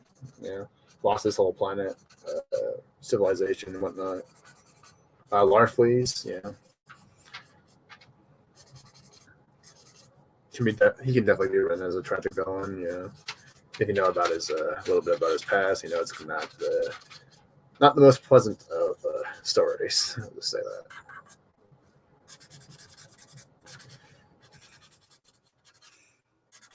There is kind of an element of Sinestro having a little bit of a tragic element, but he's more of an elemental villain. But he's a little bit more of a redeemable side to him, but not.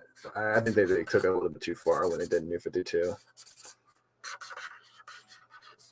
I feel like he's a little bit like going as far as making him come back to being a Green Lantern. Like maybe in the future, like if you do a proper long like redemption arc, then you have him be part of the Justice League. Is like, no, this guy waged an entire like war on humanity, and you're giving him the keys to the fucking Watchtower. It's like, no, thank you. No fucking thank you. Yeah, Red Hood too. Yeah, definitely Red Hood. When he's written as a villain, now obviously he's kind of been written as more of a anti-hero in more recent days. When he kind of first started, well, he's kind of always been an anti-hero, but he was more antagonistic in the beginning, but then he started to become more and more anti-hero-ish. So as they developed his character a bit more. All right. We'll add a little bit of blue, and then we'll probably call it quits for the night. Hold on, let's grab this guy. Oh, wrong side. All right, so let's just blend the black in, and then we'll kind of call it a night. It's going to be a nice smooth transition. And I'm using the B29 for that, so those interested in knowing.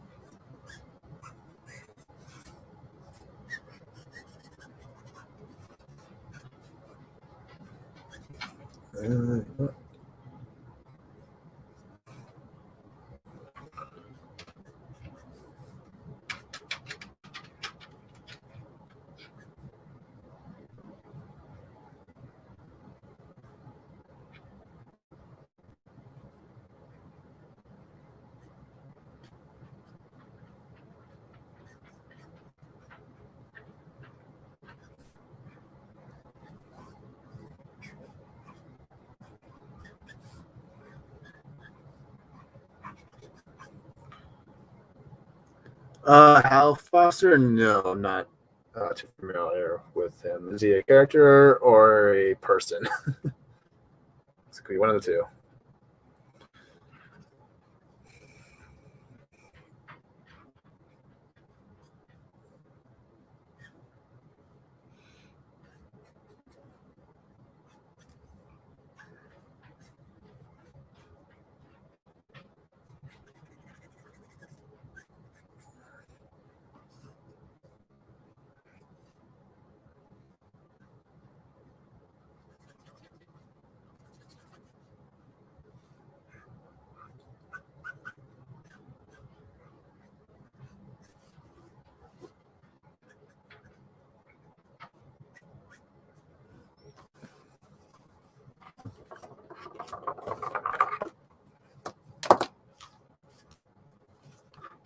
saying shit about the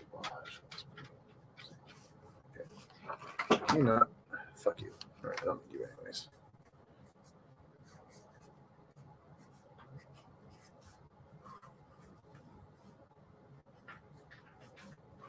Just the pins always fall in. Really am hoping to get a new desk this year as well. Yeah, it's not fun. What I'm looking for always is out of fucking stock. I don't know why. It's not even like a complicated desk, one of those fancier ones where it has drawers and whatever. It's like I just want a normal, the table and the fucking slide and the fucking stand. That's it. That's all I need. And to be wide. Because I need a wider desk to fit more. And just so I can fit more stuff on my desk here. And just have more room to like move around and stuff. And what have you.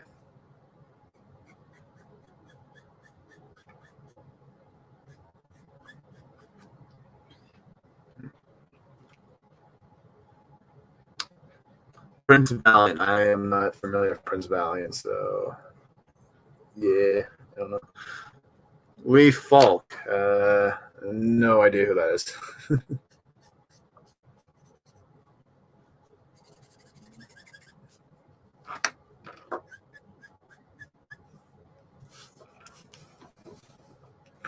Let's just get all that.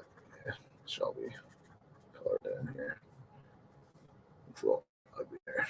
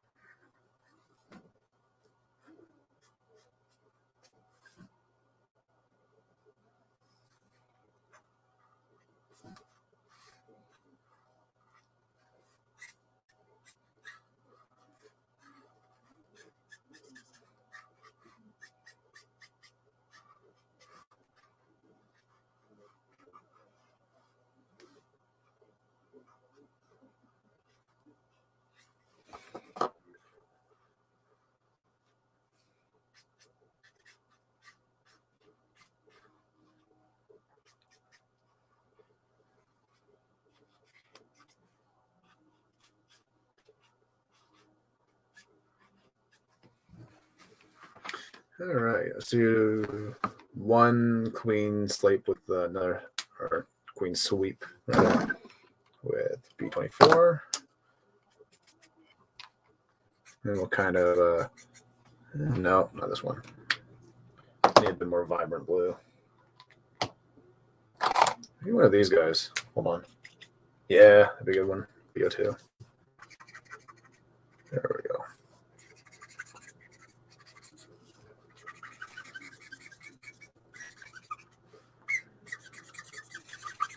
Let's try that.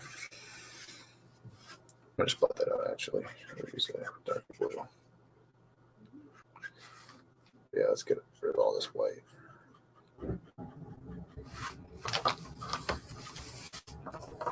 Because there wouldn't be white in the middle of the night on snow.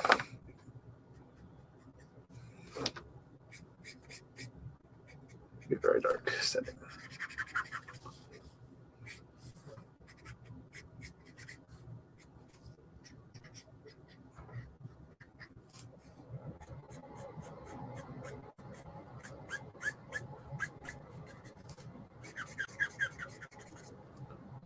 Time's 7 o'clock. Okay, we gotta get going pretty soon.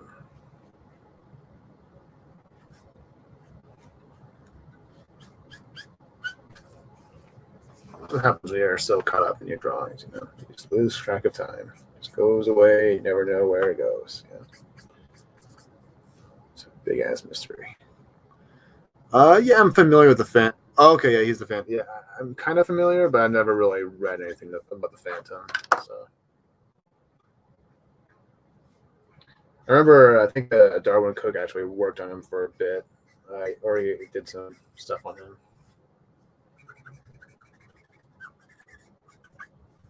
It's actually own Darwin Cook's. What's it called? It's kind of like the art of Darwin Cook. Sort of a collection of his most popular books he's done.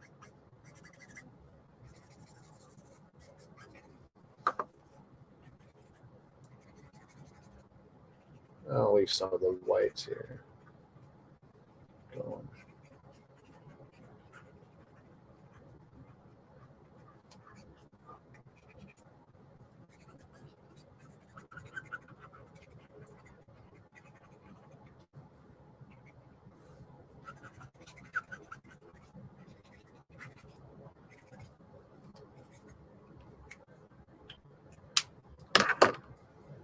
All right, let's just tidy up some areas here.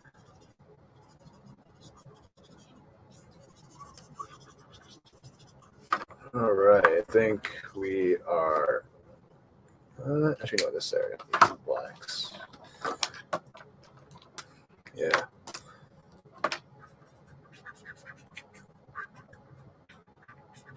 Just tidy that up a bit. Then we'll call it a wrap here. In the new year, I'm actually going to start. Well, that's awesome, dude. Yeah, actually been starting. I don't know if you've heard, yeah, I'll be doing my own comic book as well in the near future. Not anytime soon. I'm not going to make any announcements anytime soon. Public. At least not until I have a full story and a full sort of idea of what I'm going to go for. But yeah, that's definitely on the tables for me as well. And if you ever need because I do commissions, and my commissions are not just limited to like random pinup work or whatever. I normally do. I can definitely do a cover if anyone's interested. I can definitely do a cover or a variant cover rather, or what have you. Whatever is needed. Yeah, I'm definitely open for it. Definitely open for it.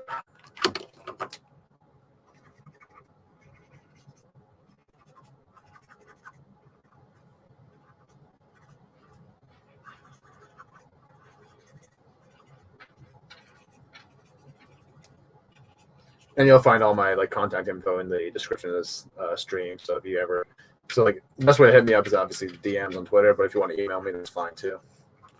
So yeah, at least default to that. Good to see the fan down. Yeah. Okay, so he's the creator of it. Yeah, gotcha.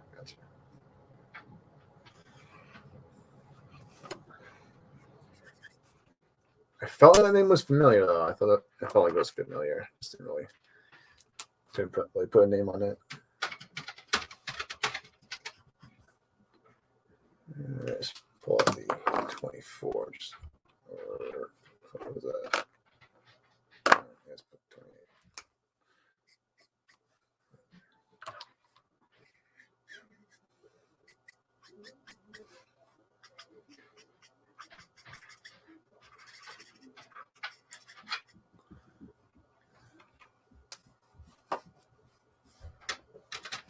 All right, I think that kind of does it for the stream today.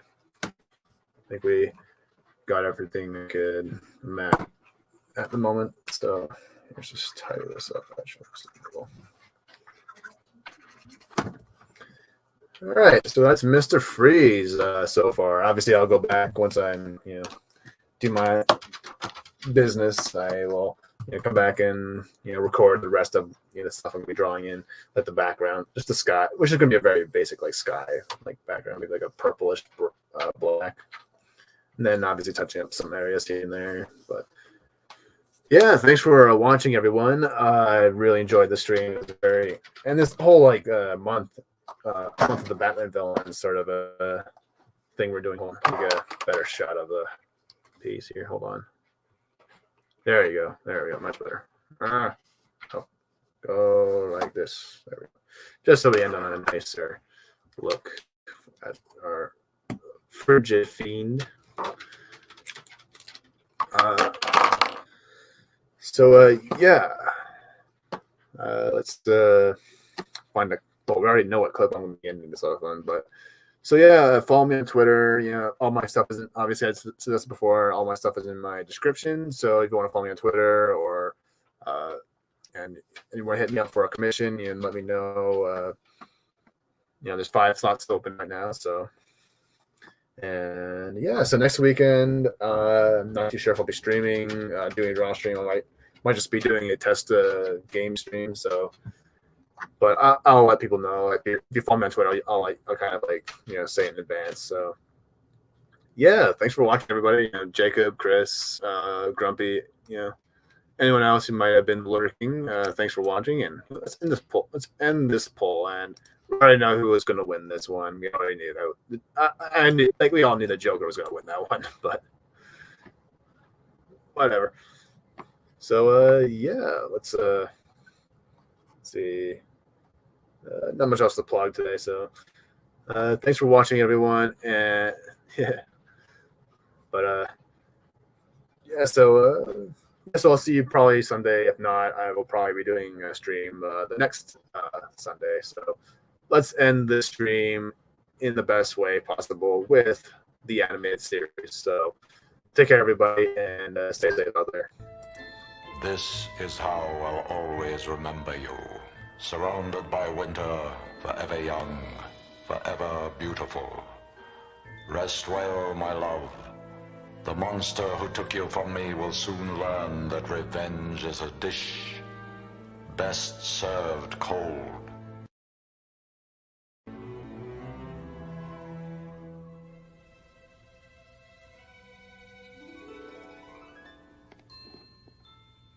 I failed you.